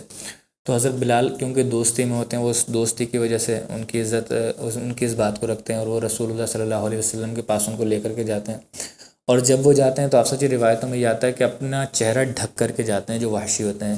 تاکہ راستے میں کوئی مسلمان پہچان نہ لے اور کہیں قتل نہ کر دے ان کو، اس وجہ سے کہ میں نے رسول اللہ صلی اللہ علیہ وسلم کے چچا کو قتل کیا تھا، اور رسول اللہ صلی اللہ علیہ وسلم کو بہت ہی زیادہ اس سے اذیت پہنچی تھی، تکلیف پہنچی تھی۔ تو وہ حضرت بلال لے کر کے جاتے ہیں، وہ جیسے ہی رسول اللہ کے پاس، رسول اللہ بیٹھے ہوتے ہیں، رسول اللہ کے پاس جاتے ہیں، اور جاتے ہی ہاتھ میں ہاتھ رکھ لیتے ہیں وحشی جو ہے رسول اللہ کے، اور وہ کہتے ہیں کہ یا رسول اللہ میں اسلام قبول کرنا چاہتا ہوں۔ تو رسول اللہ صلی اللہ علیہ وسلم ان کا اسلام قبول کرتے ہیں، اور پھر وہ اپنا جو پٹکا ہے اتار کر کے دکھاتے ہیں، جو اپنا چہرہ ہے کھولتے ہیں، تو رسول اللہ صلی اللہ علیہ وسلم دیکھتے ہی پہچان جاتے ہیں۔ وہ کہتے ہیں وحشی تو وحشی ہے؟ وہ کہتے ہیں ہاں رسول اللہ صلی اللہ علیہ وسلم میں وحشی ہوں۔ رسول اللہ صلی اللہ علیہ وسلم اب کہیں کہ فوراً ہی ایموشنل ہو جاتے ہیں اور پوچھتے ہیں کہ وحشی تو مطلب قاتل و حمزہ ہے، تو نے ہی میرے چچا حمزہ کو قتل کیا تھا؟ تو وہ کہتا ہے کہ ہاں رسول اللہ صلی اللہ علیہ وسلم میں نے ہی آپ کے چچا حمزہ کو قتل کیا تھا۔ تو رسول اللہ صلی اللہ علیہ وسلم اس سے پوچھتے ہیں کہ تو نے کس طریقے سے میرے چچا کو قتل کیا تھا، مجھے بتا۔ تو وہی پوری نریشن ہے جو میں نے آپ کو ابھی بتائی ہے، جو ہمارے سامنے ہمیں ملتی ہے، کہ وہ کہتے ہیں کہ میں نے پورا مطلب میں لڑنا نہیں چاہتا تھا، اور میری حمزہ سے ایسی کوئی دشمنی بھی نہیں تھی، اور میں نے ایسے ایسے کر کے پوری جنگ میں ان کو فالو کیا، اور جہاں پر مجھے موقع لگا تو میں نے جا کر کے ان کو قتل کر دیا، اور پھر وہ مجھے مارنا بھی چاہ رہے تھے لیکن وہ انکانشیس ہو کر کے گر جاتے ہیں زمین پر۔ تو جب وہ پورا واقعہ سناتے ہیں تو رسول اللہ صلی اللہ علیہ وسلم رحاسہ ہو جاتے ہیں، ان کی آنکھوں سے جو آنسو ٹپکتے ہوتے ہیں وہ پوری داڑھی مبارک کو گیلا کرتے ہوئے رسول اللہ کی داڑھی سے ٹپک رہے ہوتے ہیں۔ اتنا زیادہ رسول اللہ صلی اللہ علیہ وسلم سن کر کے رونے لگتے ہیں، اور رسول اللہ بہت محبت کرتے تھے حضرت حمزہ رضی اللہ تعالیٰ عنہ سے، چاچا تو تھے ہی، ان کے رضائی بھائی بھی تھے حضرت حمزہ جو تھے، میں آپ کو پہلے بتا چکا ہوں کہ دونوں ہی نے دائی حلیمہ کا جو ہے دودھ پیا تھا، تو رضائی بھائی بھی تھے آپ میں۔ تو رسول اللہ بہت زیادہ رونے لگتے ہیں، اور رسول اللہ صلی اللہ علیہ وسلم وحشی سے کہتے ہیں کہ آپ کہیں کہ جو ایک مسلمان کے لیے سب سے خطرناک سزا ہو سکتی ہے، وہ کہتے ہیں کہ وحشی مجھے تیرا اسلام تو قبول ہے، تو نے اسلام قبول کر لیا، ٹھیک ہے، میں اس چیز سے منع نہیں کر رہا ہوں، تو اسلام قبول کر، لیکن تو اپنا جو چہرہ ہے میرے سامنے کبھی لے کر کے مت آنا، میرے سامنے کبھی مت آنا، کیونکہ جب جب میں تجھے دیکھوں گا مجھے میرے چچا جو حمزہ اس کی یاد آئے گی، جب جب میں تجھے دیکھوں گا اور مجھے یہی تکلیف یاد آئے گی بار بار، تو اپنا چہرہ لے کر کے میرے سامنے کبھی مت آنا۔ تو آپ سوچیں اتنی بڑی سزا ملے کسی مسلمان کو کہ رسول اللہ صلی اللہ علیہ وسلم اس کا چہرہ ہی دیکھنا پسند نہیں کریں، اتنی سوچی کتنی شدت سے تکلیف ہوئی ہوگی رسول اللہ صلی اللہ علیہ وسلم کو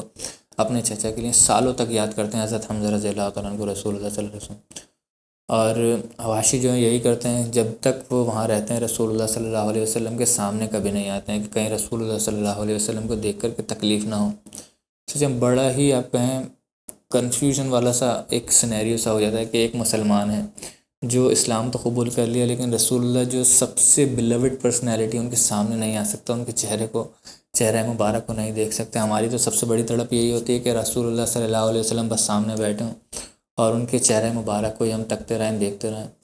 تو وہ مسلمان ہونے کے بعد بھی اس کو یہ آپ کہیں کہ سعادت حاصل نہیں ہو پاتی کہ رسول اللہ صلی اللہ علیہ وسلم کو دیکھ سکے، تک سکے، ان کے چہرہ مبارک کو، ان کی محفل میں بیٹھ سکے، ان سے جو آپ کہیں فیض حاصل کر سکیں رسول اللہ صلی اللہ علیہ وسلم سے۔ اور اس کو اس چیز پر افسوس بھی بہت ہوتا ہے وحشی کو، وہی کہتا ہے کہ ہمیشہ مجھے اس چیز کا افسوس رہا، اور مسلمانوں نے بھی کبھی مجھے اس طریقے سے ایکسیپٹ نہیں کیا، مطلب وہ محبت نہیں دکھائی، کیونکہ رسول اللہ کو اتنی بڑی آپ سوچیں کہ اذیت پہنچائی ہے، اور اس کے بعد رسول اللہ نے یہ کہہ دیا کہ مجھے میرے سامنے مت آنا، تو مسلمانوں کا ٹریٹمنٹ بھی کوئی بہت اچھا نہیں تھا ان کے سامنے۔ تو یہ پورا واقعہ رہتا ہے۔ اس میں ایک واقعہ ہمیں یہ ملتا ہے کہ جب حضرت عمر رضی اللہ تعالیٰ عنہ کے دور میں، جب حضرت ابوبکر رضی اللہ تعالیٰ عنہ کے دور میں جو حروب الردہ چل رہے تھے، جو ردہ وارز تھے وہ چل رہے تھے، اس میں وہ جب مسلمہ کذاب کھڑا ہوا تو انہوں نے کہا تھا کہ وہ جنگ پر گئے تھے اپنا وہی بھالا لے کر کے جس سے انہوں نے حضرت حمزہ رضی اللہ عنہ کو قتل کیا تھا۔ وہ کہتا ہے کہ میں نے اسی بھالے سے جو آپ کہیں اسلام کے سب سے بہترین انسان کو قتل کیا حضرت حمزہ کو، اور اسی سے میں نے سب سے بدترین اسلام کے سب سے بدترین انسان کو یعنی کہ جو مسیلمہ بن کذاب تھا، مسیلمہ الکذاب، اس کو بھی قتل کیا۔ وہ اپنے آپ کو جو جھوٹا نبی ہونے کا دعویٰ کیا تھا، تو اس کو قتل کرنے کے بعد انہوں نے کہا کہ یا اللہ تعالیٰ اس کو میرا کفارہ سمجھنا، اس کو میرا کفارہ ایکسیپٹ کر لینا ایز اے کفارہ، اور مجھے اس چیز کی سزا یا اللہ تعالیٰ آخرت میں کبھی مت دینا جو میں نے حضرت حمزہ رضی اللہ تعالیٰ عنہ کو قتل کر کے کی ہے۔ حالانکہ اگر اسلامک پوائنٹ آف ویو سے دیکھا جائے تو جب اسلام قبول کرتا ہے انسان تو اس کے پچھلے سارے گناہ معاف ہو جاتے ہیں، تو ان کے معاف تو ہو جاتے ہیں، لیکن آپ یہ کہیں کہ ان کا تقویٰ تھا، اس چیز کی طرف ان کی ہارٹ کی پیورٹی تھی کہ وہ اس چیز کو اپنا کفارہ مانتے تھے۔ اسی جنگ میں ایک اور صحابی شہید ہوتے ہیں جن کا نام ہے حضرت حنظلہ رضی اللہ تعالیٰ عنہ، ان کے بارے میں نے بتایا بھی تھا ابھی پچھلے کلاس میں، اور ان کے بارے میں روایت میں آتا ہے کہ وہ حضرت ابو سفیان کے سامنے ہوتے ہیں، بالکل ان کو قتل ہی کرنے والے ہوتے ہیں، لیکن کہیں کہ جنہیں کہاں سے ایک ایرو آتا ہے اور ان کے آ کر کے لگ جاتا ہے حضرت حنظلہ رضی اللہ تعالیٰ عنہ کے، اور وہ اس سے ان کی وفات ہو جاتی ہے، شہید ہو جاتے ہیں وہ حضرت حنظلہ رضی اللہ تعالیٰ عنہ۔ اور اس کے بعد ہمیں جب رسول اللہ صلی اللہ علیہ وسلم جنگ کے بعد جب ساری جو آپ کہیں کہ باڈیز کو دیکھ رہے ہوتے ہیں، تو اس میں ایک بڑی آپ کہیں کہ ایک اسٹرینج سا واقعہ ملتا ہے جو کہ آپ کہیں کہ اگر لاجیکلی دیکھا جائے گا اس میں تو لوگ اس کو ماننے کے لیے تیار نہیں ہوں گے، ہر چیز اگر عقل کے پیمانے پر رکھ کر کے دیکھی جائے گی۔ تو اس میں کیا ہوتا ہے، رسول اللہ صلی اللہ علیہ وسلم کہتے ہیں کہ جاؤ ان کے گھر بھیجتے ہیں، جو حضرت حنظلہ تھے ان کے گھر بھیجتے ہیں ان کی بیوی کے پاس،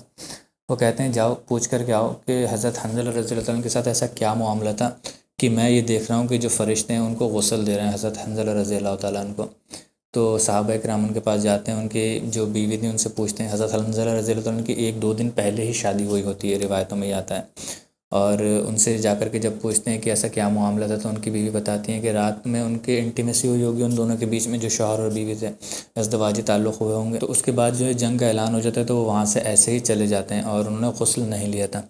تو حضرت حنظلہ رضی اللہ عنہ جب آگے یہ صحابہ اکرام بتاتے ہیں رسول اللہ کو، تو رسول اللہ صلی اللہ علیہ وسلم سمجھ جاتے ہیں، وہ کہتے ہیں کہ اسی وجہ سے جو ہے ان کو غسل دیا جا رہا ہے، جو فرشتے ان کو غسل دے رہے ہیں، اور اسی وجہ سے جو ان کا ٹائٹل ہے آپ کہیں کہ حضرت حنظلہ رضی اللہ تعالیٰ عنہ کا وہ پڑھا ہے غسیل الملائکہ، یعنی کہ جن کو ملائکہ یعنی کہ جو فرشتے ہیں انہوں نے ان کو غسل دیا ہے۔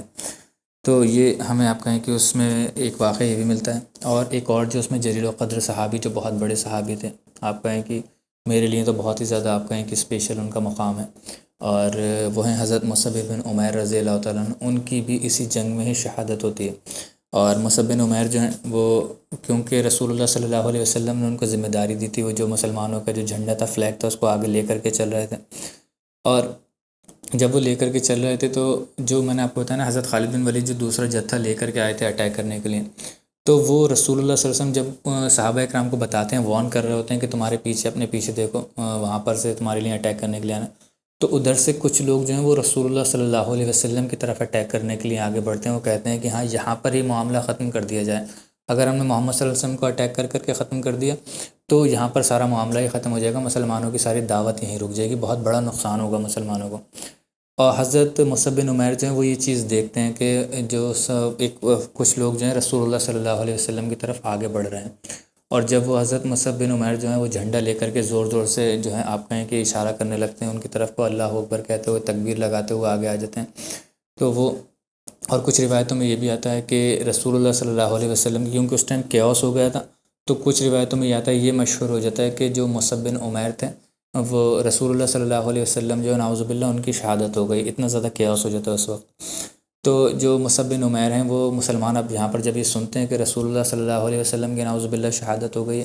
تو وہ تو آپ کہیں ایک طریقے سے نادل ہو جاتے ہیں بالکل، اور بکھر سے جاتے ہیں پورے، اور کچھ روایتوں میں آتا ہے کہ کچھ جو صحابہ تھے وہ چھپ کر بچ کر بھاگ بھی گئے تھے، دوسری کچھ اسکیپ کرنے کے لیے، اپنے آپ کو پروٹیکٹ کرنے کے لیے، اتنے جو خطرناک شدید حملہ ہوا تھا، اور کچھ لوگ ویسے ہی بھاگ جاتے ہیں ڈر کی وجہ سے کہ اب رسول اللہ صلی اللہ علیہ وسلم جب نہیں رہے تو پھر اب ہمارا کیا ہوگا، ہم کس کے لیے لڑیں گے یہاں پر آ کر کے۔ تو ایک طریقے سے نا امیدی سی ہو جاتی ہے مسلمانوں کے بیچ میں، تو اس چیز کو ہٹانے کے لیے آپ کہیں کہ مصعب بن عمیر وہ جھنڈا لے کر کے آگے آتے ہیں، جو قریش کی جو مشرکین مکہ کی جو آرمی تھی اس کے سامنے، اور جھنڈا لے کر کے زور زور سے آواز لگاتے ہیں، ایک آپ کہیں کہ ایک عربک کا فریز بول رہے ہوتے ہیں بہت زیادہ، وہ کہتے ہیں کہ وما محمد الا رسول قد خلت من قبلہ الرسول، کہ محمد صلی اللہ علیہ وسلم تو نہیں ایک رسول، اللہ کے میسنجر ہیں صرف، اور اس سے پہلے بھی اللہ کے جو میسنجرز آئے ہیں ان کو بھی قتل کیا گیا ہے، تو ایسا تو نہیں ہے کہ اگر محمد صلی اللہ علیہ وسلم قتل ہو گئے تو ان کی جو دعوت تھی ان کے ساتھ ختم ہو گئی، ایسا بالکل بھی نہیں ہوگا، ان کی دعوت کو ہمیں لے کر کے آگے بڑھنا ہوگا، ہمیں لے کر کے چلنا ہوگا۔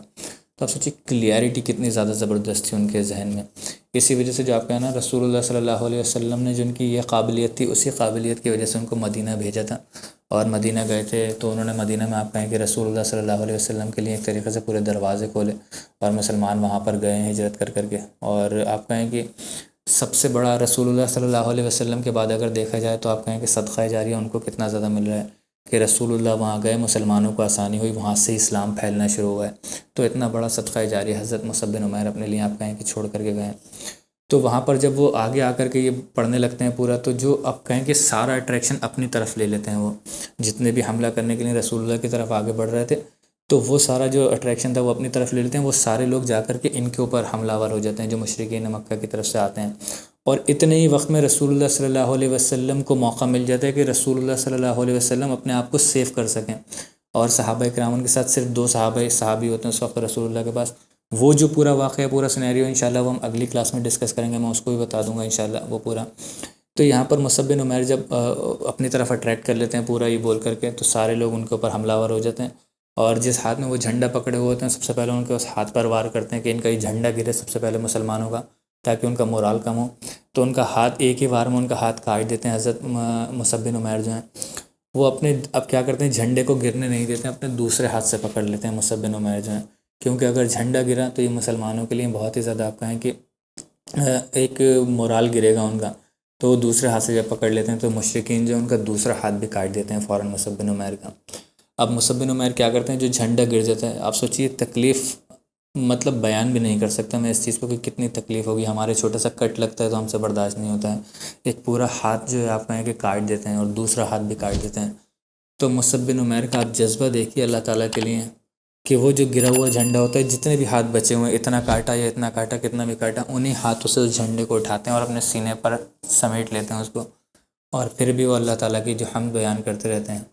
مشرکین مکہ جب دیکھتے ہیں دوبارہ سے یہ جھنڈا اٹھا لیا گیا تو حضرت مصعب بن عمیر کے اوپر بہت برے طریقے سے ٹوٹ کر حملہ کرتے ہیں، اور ان کے پیچھے سے ان کی کمر پر بہت ہی زیادہ حملہ کیا جاتا ہے. اور اس میں سے کچھ حملے ایسے ہوتے ہیں جو آپ کہیں کہ تلوار آر پار ہو جاتی ہے ان کے سینے سے، اور نیزوں سے ان کو مارتے ہیں بہت زیادہ حضرت مصعب بن عمیر رضی اللہ تعالیٰ عنہ کو. اور اسی میں اتنا زیادہ شدید ہوتا ہے وہ حملہ کہ ان کی شہادت ہو جاتی ہے حضرت مصعب بن عمیر کی. تو ان کی جو شہادت ہے وہ بھی اسی وقت میں ہوتی ہے جب یہ بیچ میں کیوس ہو جاتا ہے، مسلمان جو ہیں بہت زیادہ پھنس جاتے ہیں. اب آپ سوچیں اپنی جان کی فکر کیے بنا وہ یہ بھی کر سکتے تھے کہ بچ کر کے بھاگ سکتے تھے، جیسے کہ کافی سارے صحابہ گئے اور اپنے آپ کو سیو کر سکتے تھے کہیں پر، پھر بعد میں آ سکتے تھے جس کو کہیں ریٹریٹ کر سکتے تھے. لیکن انہوں نے یہ چیز نہیں کہ ان کو رسول اللہ صلی اللہ علیہ وسلم نے جو کہا تھا نا، جو میں نے شروعات میں آپ کو بتائی تھی ایک چیز، حدیث بہت مشہور ہے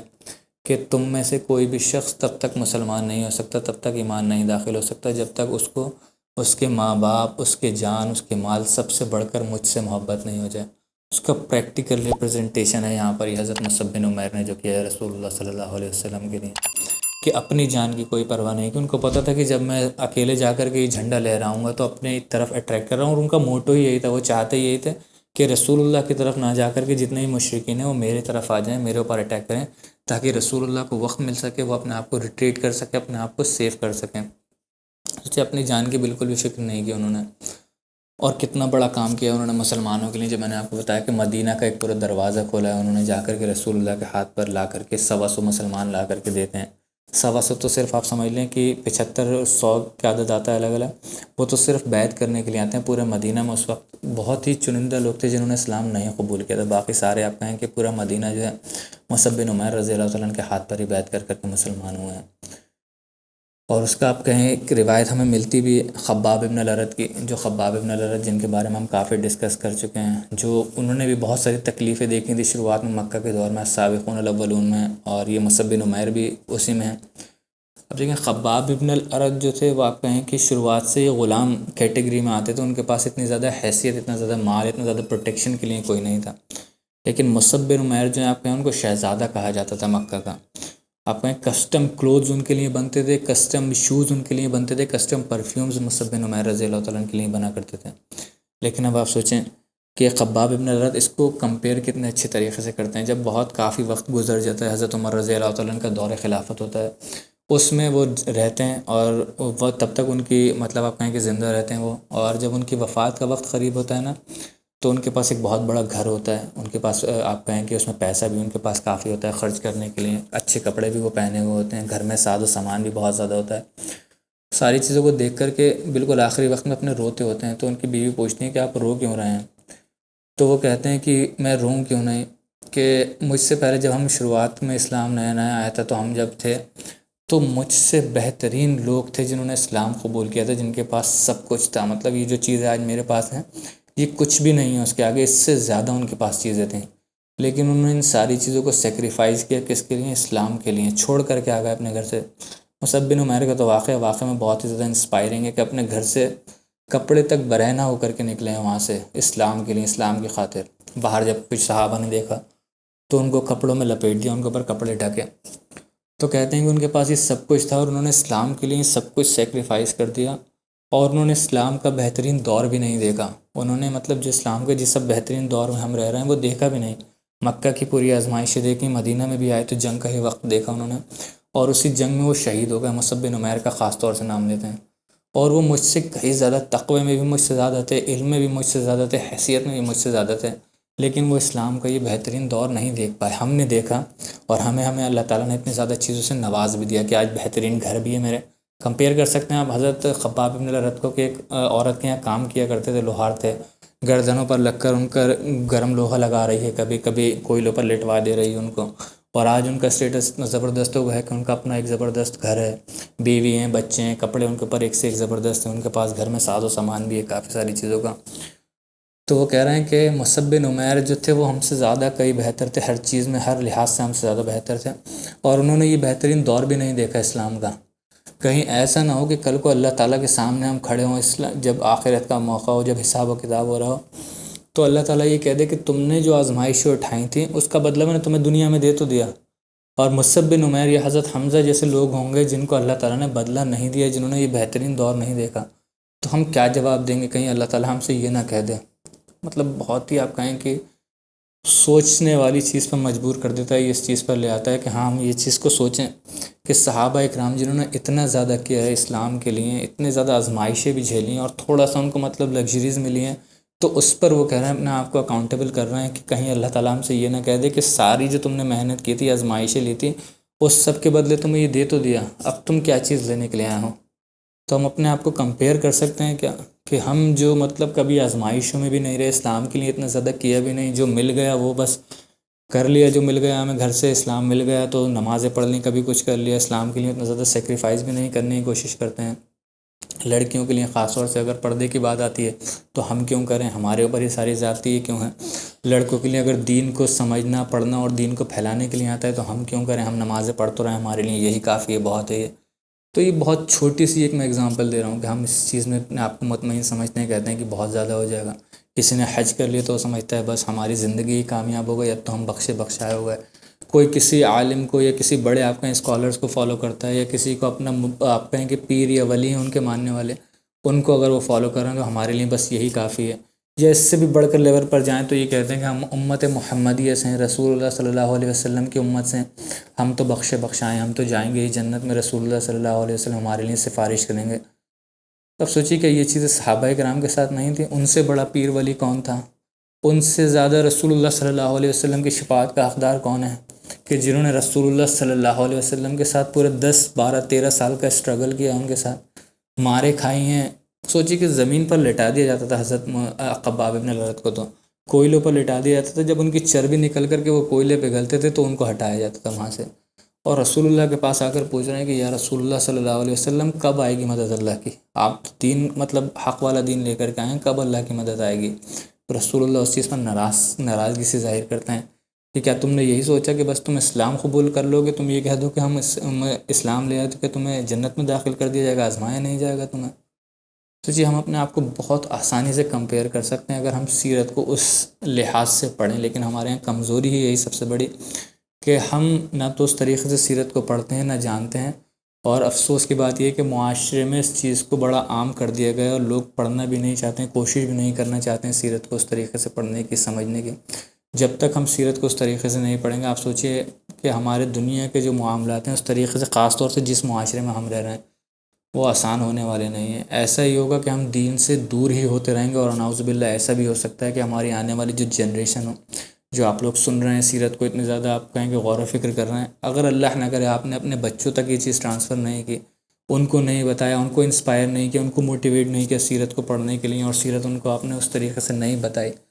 تو ان کے پاس کوئی رول ماڈل نہیں ہوگا اس چیز کو اپنی اس خطرناک دنیا میں، جو اس آپ کہیں کہ ایسی دنیا ہے جو دین سے متنفر ہی کر رہی ہے، دین سے دور ہی لے کر کے جا رہی ہے۔ کرسچنز بڑا فخر محسوس کرتے تھے اس چیز پر کہ ہم سب سے زیادہ بڑی آپ کہیں کہ امت ہیں، تعداد ہیں ہماری۔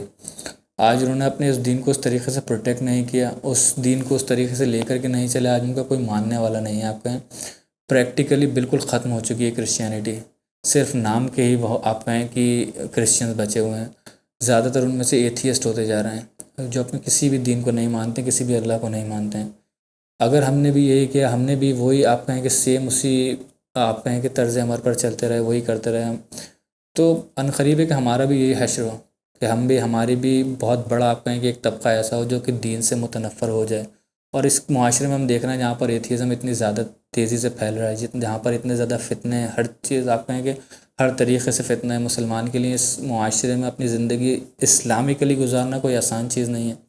لیکن اگر ان کو پاس یہ سیرت پڑھی ہوگی، صحابہ اکرام کی یہ موٹیویشنز ہوں گے، رسول اللہ صلی اللہ علیہ وسلم کی یہ موٹیویشنز ہوں گے، تو ان کے لیے زندگی آسان کرنا ان کے لیے پاسبلٹی بنتی ہے، لیکن اس کے بنا پاسبلٹی بہت ہی کم ہے۔ آپ کہیں اللہ تعالیٰ کی خاص فضیلت ہی اور اللہ تعالیٰ کا خاص رحم و کرم ہی ہو تو وہ بچہ بچ جائے، جو ایک یوتھ آنے والی وہ بچ جائے، ورنہ تو جس طریقے سے یہ معاشرہ ڈیزائن کیا جا رہا ہے اس طریقے سے آپ کہیں کہ مسلمان اپنے دین پر ہی رہ جائے، وہ بہت بڑی چیز ہے، وہ بہت بڑی بات ہے۔ تو خیر ہمیں سیرت کو اسی کی جو امپورٹنس ہے سمجھنا چاہیے، اور آنے والی جو اپنی جنریشن ہے اس تک اسی طریقے سے ٹرانسفر کرنا چاہیے۔ ان میں اور بھی کچھ صحابہ تھے ایسے جن کی شہادت ہوئی تھی اس کے اندر، کیونکہ کلاس کا وقت تھوڑا زیادہ ہو گیا، میں تھوڑا آپ کہیں کہ تھوڑا سا بہت زیادہ ڈیٹیل میں نہیں بتاؤں گا، لیکن میں بتا دیتا ہوں، کیونکہ ہم اگلی کلاس میں انشاءاللہ جو رسول اللہ صلی اللہ علیہ وسلم کو آزمائش کا سامنا کرنا پڑا ہے، ان کے بھی بہت بڑا زخم لگا تھا رسول اللہ صلی اللہ علیہ وسلم کے اوپر، ان کے دندان مبارک جو ان کے دانت تھے، جو ٹوت تھے، وہ رسول اللہ صلی اللہ علیہ وسلم کے ٹیتھ جو تھے وہ اس میں زخمی ہوئے تھے اور نکل گئے تھے، گر گئے تھے دو، اور رسول اللہ صلی اللہ علیہ وسلم نعوذ باللہ بے ہوش بھی ہوئے تھے۔ تو انشاءاللہ اس کو اگلی کلاس میں ہم ڈسکس کریں گے۔ اب اس میں کچھ لوگوں کے واقعات الگ الگ آتے ہیں، مطلب چھوٹے چھوٹے واقعات ان کو ڈسکس کرنا ضروری ہے، اور آپ کہیں کہ بڑے اسٹرینج سے وہ واقعات ہیں۔ ایک شخص تھے، اس میں قزمان جو تھا آپ کہیں کہ منافقوں میں سے تھا۔ قزمان جب عبداللہ ابن ابی اپنے جو پورا قافلہ تھا لے کر کے گیا 300 لوگوں کا وہاں سے، تو اسی میں قزمان بھی چلا گیا تھا واپس۔ اور قزمان جب وہاں جاتا ہے واپس، تو جو عورتیں ہوتی ہیں وہ ٹونٹ کرتی ہیں اس کے یہاں کی، کہ تم تو عورت ہو، عورتیں ہی صرف اس وقت یہاں پر موجود ہیں، تم عورت ہو، تم عورتوں کی طرح واپس آ گئے جنگ سے۔ تو اس کو یہ بات بہت ہی زیادہ بری لگتی ہے، عجیب لگتی ہے۔ وہ واپس جاتا ہے جنگ میں، وہ کہتا ہے کہ میں جا کر کے لڑوں گا مردوں کی طرح، آدمیوں کی طرح۔ اور وہ جب جاتا ہے تو بڑی ہی آپ کہیں فیئرسم لڑتا ہے، بہت ہی خطرناک طریقے سے لڑتا ہے، بہت کافی سارے مشرکین جو تھے ان کو قتل کرتا ہے، کاٹتا ہے۔ اس میں ایک صحابی ہوتے ہیں، وہ دیکھتے ہیں، وہ آ کر کے رسول اللہ صلی اللہ علیہ وسلم کو بتاتے ہیں کہ یا رسول اللہ صلی اللہ علیہ وسلم، جو قزمان جو ہے وہ تو بہت ہی زبردست، بہت ہی آپ کہیں کہ جھارو طریقے سے لڑ رہا ہے، بہت ہی فیئرسم لڑ رہا ہے، کافی سارے اس نے مشرکین کو قتل کر دیا ہے۔ رسول اللہ صلی اللہ علیہ وسلم کہتے ہیں کہ وہ دوزخ کی آگ میں ہے، دوزخ کی آگ میں پھینکا جائے گا وہ۔ تو صحابی جو ہوتے ہیں وہ کہتے ہیں کہ مجھے بڑا اسٹرینج، مطلب عجیب سی لگی یہ بات۔ وہ کہتے ہیں یا رسول اللہ صلی اللہ علیہ وسلم، وہ تو بہت سارے مشرکین کو قتل کر رہا ہے۔ رسول اللہ صلی اللہ علیہ وسلم کہتے ہیں کہ وہ دوزخ کی آگ میں پھینکا جائے گا۔ تو وہ کہتے ہیں کہ مجھے اب رسول اللہ صلی اللہ علیہ وسلم نے ایک بات کو کہہ دیا، تو میں یہ دیکھنا چاہتا تھا کہ ایسی کیا چیز ہے جس کی وجہ سے وہ دوزخ میں جائے گا۔ انہوں نے فالو کرنا شروع کر دیا قزمان کو۔ وہ کہتے ہیں کہ لڑائی میں جب وہ مار رہا تھا مشرکین کو، تو ایک مشرکین کا ایک حملہ ایسا ہوا کہ تیر اس کے ہاتھ میں لگا، یا تلوار اس کے ہاتھ میں لگی، اس کا ہاتھ جو تھا وہ وہاں سے کٹ گیا آدھا، اور بہت زیادہ اس کو تکلیف ہونے لگی اس چیز کی، اس سے تکلیف برداشت نہیں ہو رہی تھی۔ تو اس نے کیا کیا کہ وہ بھاگتا ہوا جو پوری جس جگہ پر بیٹل ہو رہی تھی اس جگہ سے الگ گیا، کسی ایک خاموش سی جگہ پہ جہاں پر زیادہ لوگ نہیں تھے۔ وہ جو صحابی تھے وہ فالو کرتے رہے اس کو۔ وہاں جا کر کے اس نے کیا کیا، جب اس سے تکلیف برداشت نہیں ہوتی تو اس نے ایک تیر اپنی تلوار لی، تلوار کو زمین پر کھڑا کیا الٹا، جو آپ کہیں گے جو اس کا جتھا ہوتا ہے اس کو پکڑنے کی جو سائڈ ہوتی ہے وہ زمین پر لگائی، اور اس کی جو پوائنٹی سائڈ تھی، جو اس میں نوکیلی سائڈ ہوتی ہے، وہ اوپر کری، اور اس کو اپنے سینے پر رکھ کر اپنے آپ کو پورا اس کے اندر گرا دیا، اپنا پورا ویٹ ڈال دیا، اور وہ جو تھی تلوار اس کے سینے سے نکلتی ہوئی پیٹھ سے باہر آ گئی، اور اس نے خودکشی کمٹ کر لی، آپ کہیں سوئسائڈ کمٹ کر لی۔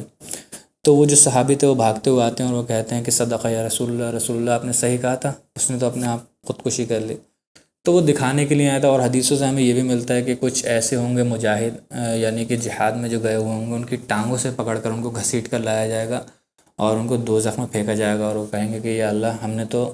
جنگ میں اور ہم نے تو جہاد کیا تھا، ہم تو شہید ہوئے تھے، تو اللہ تعالیٰ کہے گا کہ تو نے ریاکاری کی تھی، دکھانے کے لیے وہ کام کیا تھا، تو تجھے اس کا بدلہ دنیا میں تیری واہ واہی ہو گئی، ٹھیک ہے، اب یہاں پر تجھے اس کا بدلہ کچھ نہیں ملے گا، تو نے اللہ کے لیے نہیں کیا تھا خاص لیے۔ بہت سارے ایسے ہوں گے، کچھ نماز پڑھنے والے بھی ایسے ہوں گے جو ریاکاری کرتے ہوں گے، اور کچھ صدقہ دینے والے بھی ایسے ہوں گے جو ریاکاری میں صدقہ کرتے ہوں گے۔ تو ریاکاری بڑی ہی خطرناک چیز ہے، بڑی خاموشی سے آپ کہیں کہ انسان کی ذہنیت میں آ جاتی ہے اور پورے اعمال کو برباد کروا دیتی ہے۔ تو اللہ تعالیٰ ہمیں، ہم سب مسلمانوں کو، مجھے بھی اور جو سننے والے ہیں آپ سب، ان کو بھی اللہ تعالیٰ اس بدترین چیز سے بچا کر کے رکھے، ریاکاری سے بچا کر کے رکھے۔ بہت ہی خطرناک یہ فتنہ ہے، بہت ہی زبردست ڈسیپشن ہے شیطان کا۔ تو یہ خزمان کا ایک واقعہ تھا۔ ایک اور بہت انٹرسٹنگ واقعہ ہے جو آپ کہیں کہ الوسیریم کا ہے۔ الوسیریم جو تھے وہ آپ کہیں کہ ایک کچھ ہی لمیٹڈ لوگ تھے ایسے جو کہ آپ کہیں مشرک تھے، جنہوں نے اسلام قبول نہیں کیا تھا مدینہ کے اندر۔ بدر کے بعد تو سبھی نے اسلام قبول کر لیا تھا زیادہ تر، لیکن کوئی 2-4% ایسے لوگ تھے جنہوں نے اسلام نہیں قبول کیا تھا، ابھی بھی وہ مشرک تھے۔ تو وہ جو تھے، جس دن سب لوگ جنگ پہ چلے جاتے ہیں تو وہ جب مدینہ میں نکلتے ہیں، اپنے گھر سے نکلتے ہیں، دیکھتے ہیں کہ مدینہ پورا خالی پڑا ہوا ہے۔ سعد بن معاذ کے گھر جاتے ہیں تو وہ پوچھتے ہیں کہاں گئے، وہ کہتے ہیں کہ احد پر گئے ہیں جنگ کرنے کے لیے۔ دوسرے سعد بن عبادہ کے پاس جاتے ہیں، ان کے گھر جاتے ہیں تو وہاں بھی پتہ چلتا ہے، ان کی عورتیں کہتی ہیں کہ وہاں گئے ہیں۔ 1-2 لوگوں کے گھر اور جاتے ہیں تو پتہ چلتا ہے سارے ہی لوگ وہاں پر گئے ہوئے ہیں، جس کے گھر جانا ہے صرف عورتیں ہی بچی ہوئی ہیں۔ تو ان کو اپنے اوپر بڑی شرم سی محسوس ہوتی ہے، وہ کہتے ہیں کہ میں بھی جاؤں گا جنگ کرنے کے لیے وہاں پر۔ اور جب وہاں جاتے ہیں تو جو صحابہ کرام ہوتے ہیں وہ منع کر دیتے ہیں، وہ کہتے ہیں، جب وہ سیریم کو دیکھتے ہیں، ان کو پتہ ہوتا ہے کہ انہوں نے اسلام قبول نہیں کیا، وہ کہتے ہیں کہ ہم تمہاری کوئی سپورٹ نہیں لیں گے کیونکہ تم مشرک ہو، تم نے اسلام قبول نہیں کیا ہے۔ تو وہ کہتے ہیں کہ نہیں، میں نے اسلام قبول کر لیا اور میرے ابھی دل میں اسلام کے لیے رسپیکٹ آئی ہے، اور وہ اسلام قبول کر لیتے ہیں وہاں پر۔ تو پھر صحابہ کرام ان کو لڑنے دیتے ہیں، جب وہ کہتے ہیں کہ میں نے اسلام قبول کر لیا، اپنے دل سے اسلام قبول کرا ہے۔ تو اب اس کا ریزن کیا تھا ان کا اسلام قبول کرنے کا، یہ ہمیں کہیں پر بھی نہیں پتہ چلتا ہے۔ اور وہ آپ کہیں کہ اس کے اندر اسی جنگ میں شہید ہو جاتے ہیں، احد کے اندر ہی۔ اور آپ کہیں کہ کسی کسی کے لیے ایسا ہوتا ہے، رسول اللہ صلی اللہ علیہ وسلم جب جنگ کے بعد جب باڈیز دیکھ رہے ہوتے ہیں، جو آپ کہیں جسم مبارک پڑے ہوتے ہیں، جتنے بھی شہداء ہوتے ہیں، ان کو دیکھ رہے ہوں تو الوسیریم کو بھی دیکھتے ہیں، صحابہ کرام ان کو بتاتے ہیں یا رسول اللہ الوسیریم نے تو آج ہی اسلام قبول کیا تھا، صبح صبح ایسے آیا تھا، پورا واقعہ بتاتے ہیں۔ تو رسول اللہ صلی اللہ علیہ وسلم ان کے لیے ایک الفاظ بولتے ہیں، ایک کوٹ بولتے ہیں، عاملہ قلیلہ و اجرہ کثیرہ، کہ کچھ لوگ ایسے ہوتے ہیں کہ جن کا عمل تو بہت کم ہے، اسلام میں بہت کم انہوں نے عمل کیا ہے، لیکن وہ اجرہ کثیرہ، ان کا اجر جو ان کو اتنا بڑا ملے گا، اتنا بڑا ملے گا کہ وہ ایکسپیکٹ نہیں کر سکتے تھے، سوچ بھی نہیں سکتے تھے۔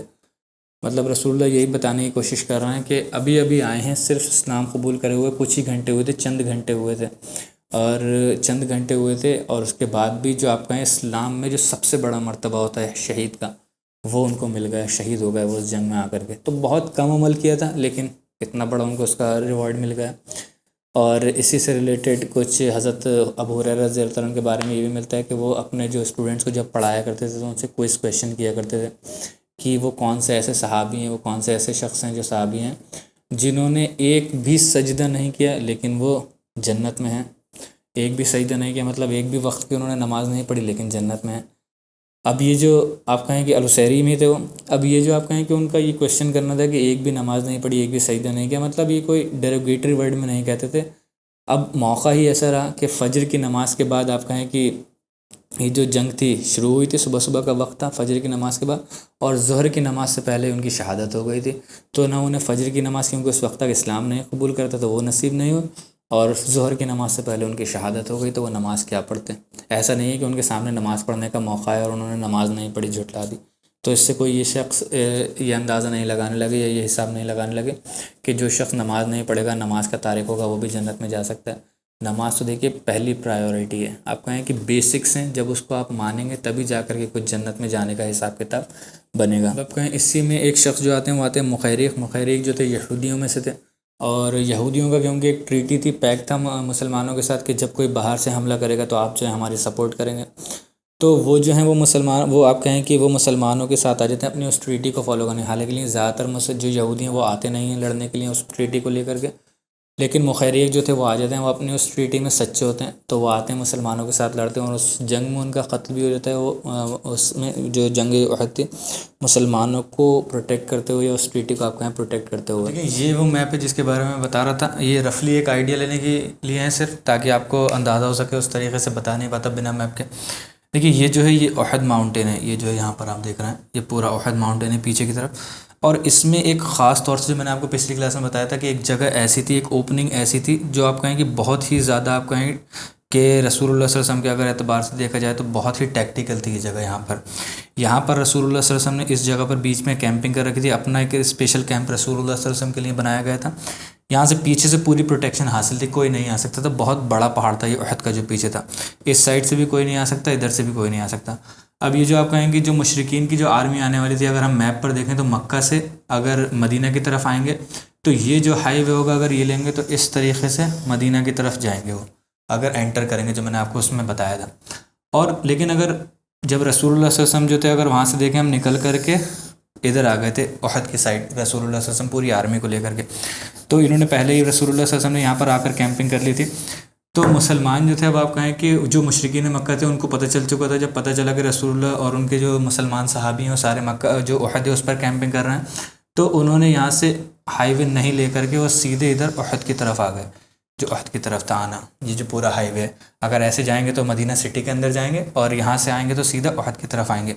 تو جو احد کی طرف آئے ہیں وہ ادھر سے پورا راستہ لے کر کے، یہ جو میں نے آپ کو بتایا کہ بہت ہی زیادہ ٹیکٹیکل تھی مسلمانوں کے لیے جو یہ لوکیشن تھی، اور خاص طور سے یہ جو پورا وائڈ ایریا ہے، پورا اوپننگ ہے اتنی بڑی، اس کو اگر آپ دیکھیں تو بہت بڑی آرمی یہاں سے انٹر کر سکتی ہے، اور مسلمانوں کا جو ایک چھوٹا سا جتھا اس کو یہاں پر ختم کر سکتی تھی۔ لیکن یہاں پر آپ کہیں کہ اللہ تعالیٰ کا کرنا یہ تھا، قدر اللہ تعالیٰ کا یہ کرنا تھا کہ یہاں پر ایک بالکل بیچ میں ایک پہاڑی تھی جس کو جبل العینین کہتے ہیں۔ یہ جو پہاڑی تھی آپ کہیں یہ چھوٹی سی پہاڑی تھی، اس وقت کافی بڑی تھی، اس وقت کافی چھوٹی ہو چکی ہے، اس کو کہیں گے ہم جبل العینین، یہ ایک پوری تھی۔ تو آپ سوچیے اتنا بڑا جو ایریا تھا پورا وائڈ اوپن، اس کو رسول اللہ صلی اللہ علیہ وسلم نے ہاف میں ڈیوائڈ کر دیا، اور مسلمانوں کی پوری آرمی جو تھی یہاں پر کیمپنگ کروائی رسول اللہ صلی اللہ علیہ وسلم نے۔ رسول اللہ پیچھے سے مانیٹر کر رہے تھے پوری اس جنگ کو، اور یہاں پر مسلمانوں کی آرمی لگی ہوئی تھی۔ یہ جو پہاڑی تھی اس پہ آرچرز کھڑے ہوئے تھے سارے، جو آپ کو میں نے بتایا 50 آرچرز جو تھے وہ یہاں پر اس پر کھڑے ہوئے تھے پورے، تو تاکہ جو مشرکین جو ہے یہاں سے آ کر اٹیک نہیں کر سکیں، اس وجہ سے پوری مسلم آرمی جو تھی یہاں پر رسول اللہ صلی اللہ علیہ وسلم نے سیٹ کر دی تھی،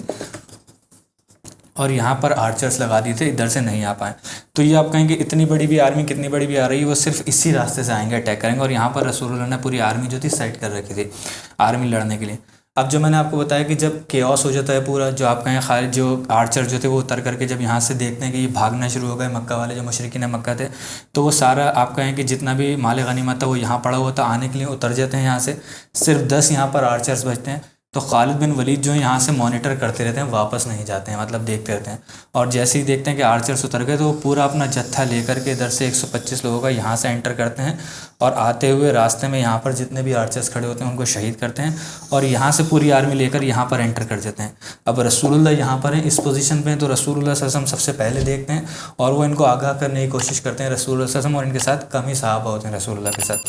تو یہاں پر آپ کہیں کہ مسلمان جو ہیں دونوں طرف سے پس جاتے ہیں، جو میں نے آپ کو بتایا نا بالکل بیچ میں آ جاتے ہیں، اوپر سے جو یہ لوگ تھے وہ بھی واپس آنا شروع ہو جاتے ہیں، جو پوری مشرکین آرمی بھاگ رہی تھی، اور ادھر سے خالد بن ولید کا تو پورا جتھا آ ہی گیا تھا، حضرت خالد بن ولید کا پورا جتھا آ گیا تھا۔ تو اس طریقے سے یہاں پر بہت ہی زیادہ کیوس ہو جاتا ہے۔ اسی میں آپ کہیں کہ جو سارے جو بڑے بڑے صحابہ اکرام جن کے بارے میں آگے انشاءاللہ ہم ڈسکس کریں گے، یہ سارے جو تھے یہاں پر شہید ہو جاتے ہیں۔ تو یہ پورا رف ہے، ایک بہت مطلب آپ کہیں کہ بہت اچھے سے نہیں بنا پایا، جتنا میری مطلب اس کو میں یہ بھی نہیں کہہ سکتا کہ ایگزیکٹلی 100% ایسا ہوا ہوگا، لیکن جو آپ کہیں کہ سیرت کا مطالبہ کرنے کے بعد جو آپ کہیں کہ ایک آئیڈیا لگتا ہے کہ ہاں یہی چیز ہوئی ہوگی، تو وہ بیسٹ پاسبل جو چیز تھی میں نے آپ کے سامنے رکھ دی ہے۔ لیکن پھر بھی ہو سکتا ہے کہ جو اور پڑھنے والے ہوں، جو آپ میں سے کچھ لوگ سمجھنے والے ہوں، آپ لوگوں کے اور زیادہ سمجھ میں آئے اچھے سے، آپ لوگ ایک بار وہ میپ پر گوگل میپ پر جو ماؤنٹین احد ماؤنٹین ہے اس کا ایک بار آپ ضرور اس کو سرچ کر کے دیکھیے، اس کا ویو دیکھ کر کے دیکھیے، تو آپ کو بہت آسانی سے سمجھ میں آئے گی جو جنگ ہوئی ہے۔ خاص طور سے یہ جو ایریا آپ کو کلیئرلی دکھے گا، جو ایک ٹیکٹیکل لوکیشن تھی رسول اللہ صلی اللہ علیہ وسلم کی۔ اور پھر بعد میں ہم یہ دیکھتے ہیں جو انشاءاللہ آگے آنے والی کلاس میں ہم ڈسکس کریں گے، آگے کل کی جو اگلی جو کلاس ہوگی اس میں، کہ جب مسلمانوں کو بہت زیادہ کیوس ہونے لگی اور مسلمانوں کو آپ کہیں کہ نیئر لاس جس کو کہا جاتا ہے، مسلمانوں کو بہت ہی بڑا جھٹکا لگا، تو رسول اللہ صلی اللہ علیہ وسلم اسی جگہ پر اسی لیے ٹیکٹیکل تھی کہ اوپر چڑھ کر رسول اللہ صلی اللہ علیہ وسلم نے اپنے آپ کو ایک پتلی پتلی غار سی بنی ہوئی تھی اس کے اندر جا کر کے سیف کیا ہے. بہت سارے صحابہ اکرام کچھ ادھر گئے, کچھ ادھر سیف ہوئے, کچھ ادھر سیف ہوئے. تو ان لوگوں نے اپنے آپ کو آ کر کے احد ماؤنٹین کے اندر ہی اپنی جو پناہ لی تھی. اور پھر یہاں سے جو تھے مشرکین جو تھے وہاں یہاں پر رکتے بھی ہیں کچھ دیر, اور پھر وہاں سے چلے جاتے ہیں. وہ انشاءاللہ ہم اگلی آنے والی کلاسز میں ڈسکس کر لیں گے ڈیٹیل سے. تو یہ کچھ واقعات تھے آپ کہیں کہ جو بیٹل یعنی کہ جو جنگ ہوئی ہے, جنگ احد ہوئی ہے, اس کے درمیان کے واقعات تھے. کوئی کرونالوجیکل آرڈر ہمیں ملتا نہیں ہے, اس وجہ سے کوئی کرونالوجیکل آرڈر میں نے بنایا نہیں. اور جو ہمیں کچھ واقعات ملتے ہیں الگ الگ سب صحابہ کے, وہ میں نے یہاں پر آپ کے سامنے ڈسکس کر لیے. ایک بہت ہی امپورٹنٹ واقعہ رہ گئے جو کہ رسول اللہ صلی اللہ علیہ وسلم کے اوپر جو زخم لگے تھے, رسول اللہ صلی اللہ علیہ وسلم کو جو چوٹ پہنچی تھی اس جنگ میں. ایسا نہیں کہ رسول اللہ صلی اللہ علیہ وسلم نے اپنی زندگی بڑے مزے میں نکالی اور مسلمان ہی اس آزمائش سے گزرا کرتے تھے, اور رسول اللہ صلی اللہ علیہ وسلم کو وہ آزمائش نہیں اٹھانا پڑتی تھی. تو اس کا بہترین ایگزامپل, جو بیسٹ ایگزامپل ہے, وہ جنگ احد خاص طور سے. اس میں رسول اللہ صلی اللہ علیہ وسلم کو کافی زیادہ تکلیف اٹھانا پڑی ہے, کافی زیادہ مشقت اٹھانا پڑی ہے. اور اس سے رسول اللہ صلی اللہ علیہ وسلم کا آپ کہیں جو ہیومنلی کریکٹر ہے, جو آپ کہیں کہ بحیثیت انسان تو رسول اللہ صلی اللہ علیہ وسلم انسان ہی تھے نا, تو ان کو جو تکلیف ہوئی ہیں, ان کو جو پریشانیاں ہوئی ہیں, وہ بھی ہمیں پتہ چلتی ہیں رسول اللہ صلی اللہ علیہ وسلم کی. وہ انشاءاللہ آگے اگلی کلاس میں ڈسکس کریں گے. اور بھی بہت آپ کہیں کہ امپورٹنٹ سی چیزیں جو رسول اللہ صلی اللہ علیہ وسلم جنگ کے بعد سارے جو شہید ہوئے تھے, شہداء تھے, ان کو دیکھتے ہوئے جو رسول اللہ صلی اللہ علیہ وسلم نے جو باتیں کہی ہیں بہت ہی ایموشنل ہیں. وہ بھی انشاءاللہ ہم کل کی کلاس میں ڈسکس کریں گے جو اگلی کلاس ہوگی. اور کیونکہ اب وقت تھوڑا زیادہ ہوگا انشاءاللہ, اور وہ لمبے واقعات ہیں, ان کو انشاءاللہ اگلی کلاس میں سیپریٹ کلاس میں ڈسکس کریں گے. اور اللہ تعالیٰ سے دعا ہے کہ اس میں جو بھی کہنے سننے میں کمی ہو گئی ہو بحیثیت انسان, میرے کہنے میں یا آپ کے سننے میں, اللہ تعالیٰ ہمارے دلوں سے معاف عطا فرمائے. اللہ تعالیٰ مجھے کہنے سے زیادہ آپ کو سننے سے زیادہ عمل کرنے کی توفیق عطا فرمائے. سبحانک اللہم و بحمدک, اشہد ان لا الہ الا انت, استغفرک و اتوب الیک, وما علینا الا البلاغ المبین. جزاکم اللہ خیرا و احسن الجزاء.